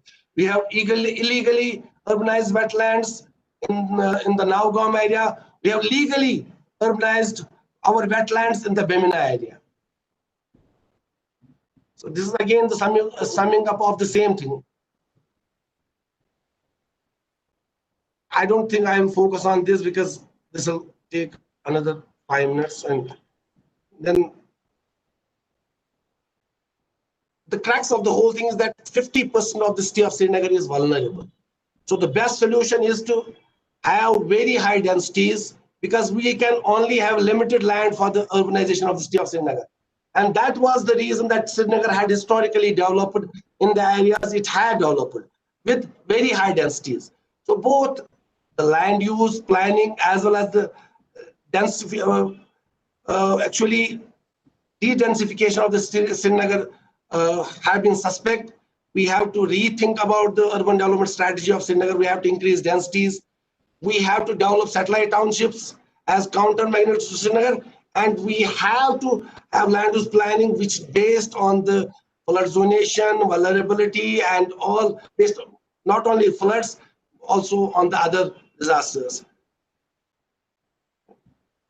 And then the process of planning has to be that planning has to follow the environmental impacts, and then the development has to come into picture. But we start development and then we go for planning. It's cart before the horse. That's all. I think we should have some kind of a standardized planning process, which is based on based on the layers of flooding and other disasters, and the process has to be inclusive. And then after that, there has to be strict regulation. Thank you. Thank you so much, for a nice presentation. You try to highlight the pattern of development in Srinagar city. But I'm having one question from you. The question is, you didn't go to the third master plan, which I think is already finalized for Srinagar. 2041. I expected that question, but actually what happened was that I was part of the preparation of the master plan. We did all kinds of vulnerability analysis, which I presented here also. But at a stage, I was shifted from the master plan. Then after that, believe me, I haven't looked at the master plan. And a related question is how your master plan is taking care of disaster management planning. Are they merging together? उनकी शादी हो रही है क्या? Master planning and disaster management planning की. Unless we do it, it's very critical to say anything about it. Yeah, when I was handling master plan, I tried to ensure that the two were married together. Two got married. The master plan was based on the safest areas which we could urbanize. But after that, since there was a change of guard and then somebody else did it, I will be doing a critical analysis of the master plan based on all these, because I am currently involved in I'm in JTFRP. We are doing a lot of work related to disaster risk database, integrated operational forecasting system, DSS, and then emergency operations center. So we are actually, that will provide you the layers for future planning of not only for Srinagar, for future planning of whole of Union Territory of J&K. So what is the last current? This is the last question. So what is the status of master plan of Srinagar right now? For those who are outside Srinagar. Yeah, it's approved. 2035 master plan is already approved. Okay, so it's approved and it's in implementation stage already, I think, and so it is. So you can see, fingers crossed, and let's see how your current organization develop those layers and DSS and all those things. I wish, and I don't think that it's going to be wishful thinking. I sincerely wish that your efforts should reflect in your planning thing and other aspects as well. So thank you so much for wonderful presentation and bringing out all those. Can I add a sentence? Please. We would have moved a lot forward. We had started Jahlim and Tavi studies, river morphology studies. But unfortunately, because there was some spoke in the wheel, that we got delayed because of the fact that we could not get the DTM, digital terrain model, and DEM, digital elevation model of requisite vertical accuracy, because of some reason. So we are actually focusing on that, and hopefully by the middle of next year, we'll have reliable IOFS. Okay, so thank you so much, Iftikhar Hakim Saab, for wonderful presentation and interactive, saying some words about our queries as well. So let's move to this discussion point. And now another question is from Iftikhar Hakim Saab. Are you there, Hakim Saab? Yeah, I'm here. So the question is, you raised some question about multi-hazard proneness of the Srinagar city, not only Srinagar but the Kashmir Valley. So you are talking about something about earthquake and flood, and we are definitely approaching the anniversary of that last big one, 2005 earthquake. So as an engineer or as a senior government official in the UT government, so how do you see that how much we have progressed in this direction to take the multi-hazard approach for countering the risk posed by earthquakes and floods? I think we have moved a lot forward. Please continue. Yeah, we have moved a lot forward. The beta version of our DRDB, disaster risk database, which includes floods, the drought, earthquakes, the forest fire, landslides, etc. GLOF. Its beta version is already available. We are using that beta version. No, developing those studies is definitely very critical. But how far we are using those studies in day-to-day management of risks prevailing in Kashmir Valley, with particular reference to Srinagar city? It has recently been commissioned. The study has recently been commissioned, but I think we will be surely using DRDB for the planning of not only for Srinagar or Jammu, but planning of all the urban areas in the Union Territory. We'll be using that. Okay, thank you, sir. So, Kasba sir, are you there? Amir sir, can I leave because I have to go for prayers? Please go ahead. Thank you, everybody. So, Kasba sir, are you there?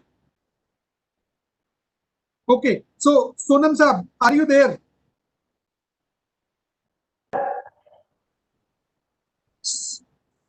Sonam, yeah. So can you tell me how much work is remaining now to develop a full-fledged early warning system for the UT and in that region of the country? So you have already progressed a lot. Lot of work has already been done. But what is your opinion to make a foolproof early warning system? How much work is left? Yes, sir. Although it is a continuing process, although IMD has been providing, strengthen our weather forecasting in different, whether we have upgraded our models, like so many things are there, so has been done. And since, although there is nothing like 50% done, 70% done, so it will be a continuing process, sir, as you know. And for flood early warning system in particular, I am happy to share that IMD, we have been sharing radar data, hourly automatic weather stations, and other free early weather, weather station data on real-time basis, daily basis to irrigation and flood control department and the I think rhymes and yeah. But then we have already installed one radar system. Again, we will be installing one radar system in on Banihal top site already selected. That radar is likely to take I think, sir, one year or maybe 1 or 2 years, but not more than that, sir. We have made a long way, come a long way, but then it's a continuing process, in fact. Yes. And maybe the last question from you, Sonam Saab, the issue is that you summarize in your takeaways building public awareness. How serious is the public taking your forecast and early warnings? I'm not sure about that. Can you highlight that? Yes, actually, post 2014, public, especially of Kashmir, has become very weather conscious. If it rains for say even for a half day, people say whether there will be flood, sir. And I think, sir, who can say there will be flood, no flood? But then we must have an institutional mechanism. For example, how can I say there will be no flood? If I say no flood, irrigation flood control say yes flood, who will the public believe? There will be confusion. It will create kind of confusion. One authority should say, we issue weather forecast to irrigate the disaster management or whatever, sir. Disaster management, I think, is the best platform.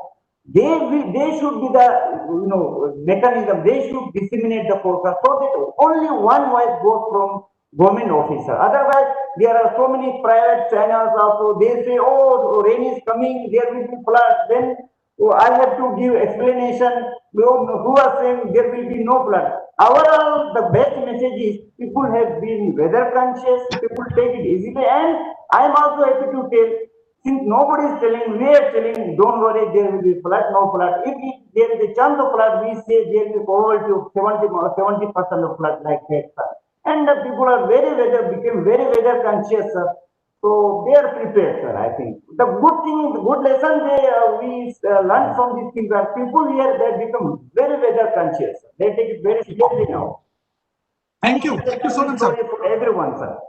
Thank you. Kasba Saab, can you listen me? Yes, sir. Yes, sir, I'm here. You are there. Okay. So the question is among the participants and as well as from my side, there is a lot of encroachment of not so good land, like lands around the nalas and wetlands and low-lying areas. And this is one. And second is those unauthorized colonies which has come for say I can remember that Bemina area, someone was mentioning about that as well. So what are the approaches to curtail that type of encroachments or unauthorized development, which is beyond the purview of the master plan?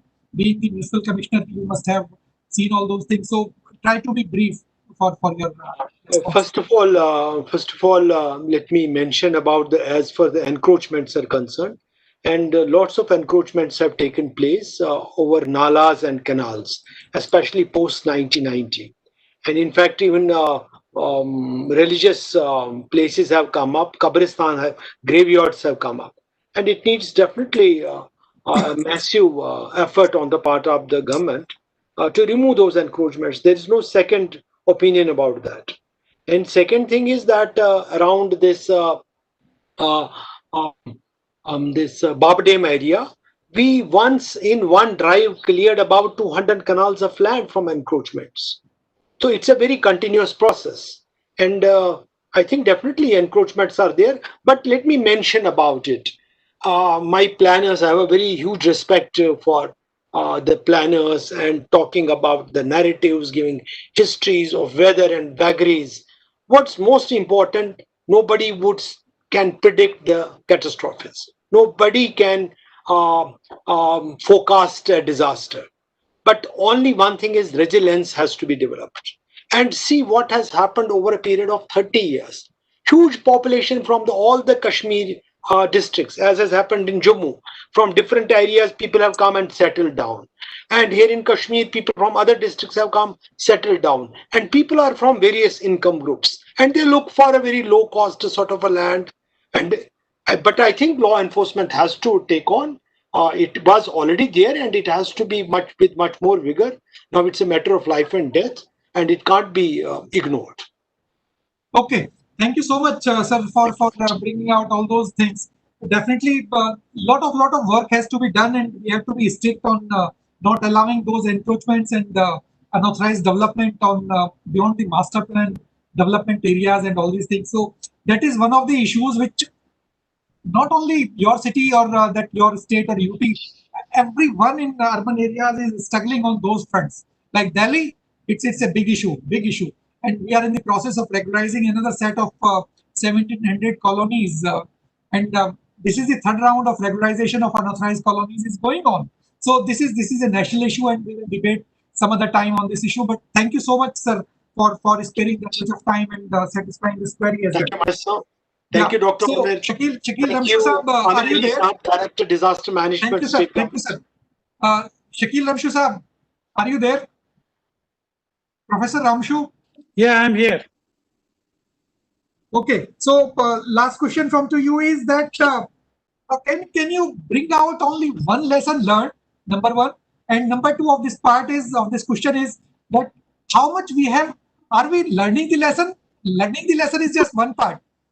Acting on those lessons learned, have you seen on that lesson what you are going to summarize is have we moved moved in that direction that to counter that lesson learned? तो हमने fulfill किया है क्या? I hope you got my question. Yeah, I got your question. Definitely, there has been a learning, but my only concern is this learning, has taken lot of time. I mean, it should not have taken us so much of time. So a lot of things are being done, but whether this is a holistic, these are pieces that need to be integrated. So that is the only concern. Unless we have all these pieces integrated together, that will provide us the solution. Whether it is, all those the things that we are talking about, the PIVs, the flood early warning system, the the structural and non-structural measures that I don't think we have been able to take them to the end. They are still in the making. We are still in the learning process. I don't think we have a completed this learning process. So I think even all those issues that are related to the total understanding of what went wrong or how should have we behaved, I don't think we have that complete understanding still. Okay. So thank you so much, Ramshu Saab. Due to that paucity of time, we can't take more questions, and a lot of queries are there, and participants have really appreciated all presentations and all these things. I think Dr. GM Dar is also there. Are you there, Dar sir? Can you hear me? GM Dar sir. I think he is not there. He was there earlier as well. So now we are just moving towards the closing of this. Towards the end, I will invite Dr. Amir Ali Mir Saab. Amir Saab, are you there? Amir Ali Mir. I'm here, sir. You are here. So to you, one question, one or two questions are there. At least one question to you is, you have been old Srinagar wala, so no doubt about that. But how community, we have discussed a lot about these presentations in the inaugural part as well. So are you feeling? Do you have the pulse that we built some resilience among the community of late with those 2014 flood experiences keeping in mind? See, as far as the community is concerned, even in 2014, it was the community that actually came forward and saved people. The NDRF, the SDRF, what Bindal Saab talked about, the army and security forces, they all came much later. It was these volunteers, the heroes, who actually came forward and saved people. Definitely, there has been an improvement in the resilience of the people of the community. People have become very, very conscious. What Mr. Sonam Lotus was talking about, that conscious about the weather. They are very conscious about the gauges of the river Jhelum, the Ram Munshi Bagh, the Sangam, etc. And definitely the improvement is there.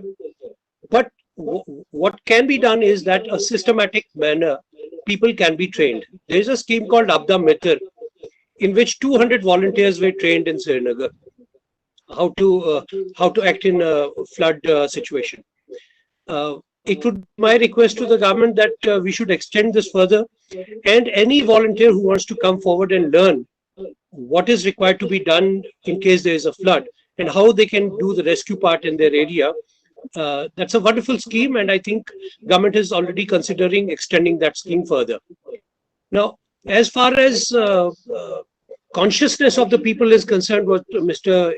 Iftikhar Kakru talked about, that and Dr. Kasba also very rightly pointed out, that people are coming from different areas into the urban areas, looking for land which is very low cost, and low cost land means an unsafe land, and they are constructing their buildings over there. So we need to ensure that the law enforcement agencies don't allow that constructions are allowed in such areas, which is of course a challenging task. But definitely, if you talk about the present day scenario after 2014, people have seen the effect of 2014 floods, and very few people are actually venturing out into such areas, excepting those who are absolutely poor and probably don't have any other option. Thank you. I hope that answers your question. Yeah. So another question to you is that what are the recent capacity building initiatives in the state? See, there are many initiatives that have been taken. I talked about the Abda Mitra scheme. Similarly, in all the districts, under the Disaster Mitigation Fund, all the DCs have trained at least 300 volunteers per district. And besides that, it's an ongoing process in which search and rescue, firefighting, first aid trainings are being undertaken by the State Disaster Response Force, the Fire and Emergency Services, the Red Cross, the Health Department, etc. So this is one aspect. But the other aspect is that, we need to train our engineers, our architects into how to construct buildings which are disaster resilient. I'm very happy that Dr. Kasba is here. Srinagar Municipal Corporation has done a wonderful job that they modified the building bylaws, making it mandatory for all the buildings to be disaster resilient. But the challenge is how to implement it. A person who is constructing a building does take permissions from the municipal corporation, certifying that the building he'll make will be earthquake resistant, flood resistant, etc. But at the time of construction, the implementation is a challenge that is being checked whether that is actually being followed. So when we talk of capacity building, it is not only the community, it is not only the engineers, it is also probably the people who are at the helm of affairs. They also need to be conscious that disaster is something probably we can't stop, but then if we take adequate measures, we can definitely minimize its effects. Thank you, Amir sir, for clarifying all those things. I think Dr. GM Dar is there. Dr. Dar, are you there? Dr. GM Dar, are you listening? Yes, I am. I think you are here. So, Dr. GM Dar is faculty at ATI, Administrative Training Institute at Srinagar. So, he's an old disaster manager working at the state level for quite some time, and he's helping us at NIDM in organizing various activities there. So, this is his introduction. So, the question to you, Dar Saab, is that do you see some changes in capacity building before 2014 and now after that? So what are those changes? Can you visualize something in capacity building for disaster risk reduction at the state level? I don't see much change. Try to be brief. Yeah, try to be brief. I don't see much changes so far as training and capacity building is concerned. Yes, individually, maybe there are officers or there are events, but on a sustainable basis, I don't see much changes post 2014 floods, because what I could see as a student of the subject, that our focus was mostly on capacity building and training on different issues of disaster management, whether it was earthquakes, floods, landslides, whatever, community-based disaster management. But as a student, I would say that our focus should have been on community-based disaster management, whether we involve panchayat members, urban local bodies, rural local bodies, whether we involve government functionaries. But those things, unfortunately, are missing the pace that had been there post-earthquake 2005 or post-flood 2014. That pace is gone, that is lost. I'm sorry to say this. Thank you. Thank you so much, Darsab, for commenting all those things. But I hope and pray that a lot of activities should be there to build the capacity of not only the masses but the professionals and all stakeholders to counter or to minimize the impact of impending disasters in Srinagar, or not only Srinagar but the entire UT and Ladakh as well. So we still treat the entire region as one, but definitely we want to build the capacity of all stakeholders in both the UTs. And it's definitely a long way to go. And ATIs and disaster management centers and all those projects with the help of World Bank have to take a lead in this building the capacity as well. So let's conclude the discussion part here, and let's go and let me say a vote of thanks to the two partner organizations, Institution of Engineers, Amir Saab, the chairman of Institution of Engineers, JNK State Center, and the Divisional Administration, Kashmir, Srinagar. So thank you so much, Amir Saab, for being the partner organization in doing this webinar on Kashmir 2014 flood recovery experiences and initiatives.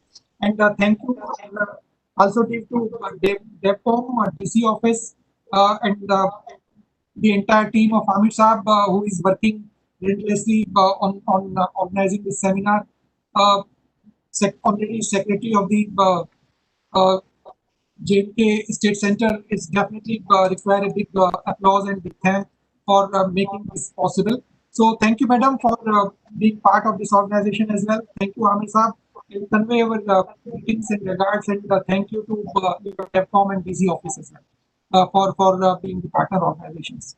So last but not the least, I would take this opportunity to thank our Executive Director, sir, who joined us in the morning. So thank you, sir, for being with us for the inaugural part and encouraging us to take up challenging issues like this one. So it is always very kind, no doubt about that. And he always encourages us to take up these challenging issues like this Kashmir flood. Still, Kashmir is still a challenging terrain from disaster perspective. So we will definitely take it up more activities and more deliberations on trying to at least discuss more issues, and I hope that those discussions will result in some actionable points. So thank you, Edie sir, for guiding us, leading the team from the front and encouraging us to all those things.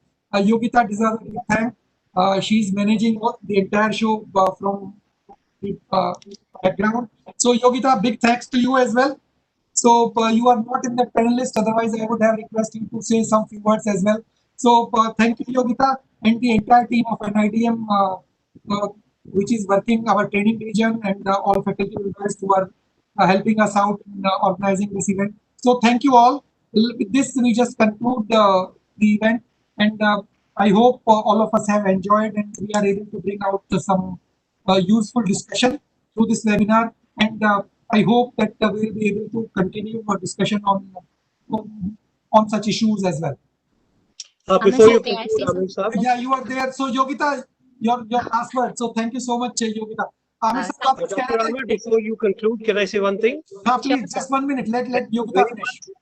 Because you thanked everybody, I think it's my responsibility to thank you for making this event so lively and keeping everybody glued to their screens. Despite Friday, I think majority of the people are still glued to their screens and are waiting for this event to end. Thank you so much. And it's always a pleasure when you conduct the program. Thank you so much. Thank you so much, Amir sir, for kind words. And I hope that we are able to bring out some useful discussion, and some perspective has already been given. So Yogita, your turn, last word. Okay. Thank you so much, sir. I would like to thank all the panelists for their basically the guidance and the outlook on Kashmir flood. I know many of the research students like me would eventually benefit from all the hearings and the outputs, and possibly the youngsters will come forward towards the more community and capacity building issues that would be kept in forefront for this. I thank you for your cooperation with technical issues, because I am handling the technical things. So I am humbly gratitude that all the panelists are here and they have cooperated so much for the webinar. So to make this webinar a successful event. Thank you so much, sir. I missed last but not the least all the panelists: Iftikhar Kakru Sahab, GN Kasba Sahab, Shakil Ramshu Sahab, Sonam Lotus Sahab, and Iftikhar Hakim Sahab. Big thank you for accepting our invitation to join this webinar. So thank you. With this, we just conclude our today's proceedings and wait for some more live discussion on burning issues in that region as well. So thank you all, and thank you to the entire team which is helping us out in organizing this. So thank you so much for your participation, all the participants, for patience, hearing, and being part of this useful discussion. I do. Thank you. Yogita, you may close it now.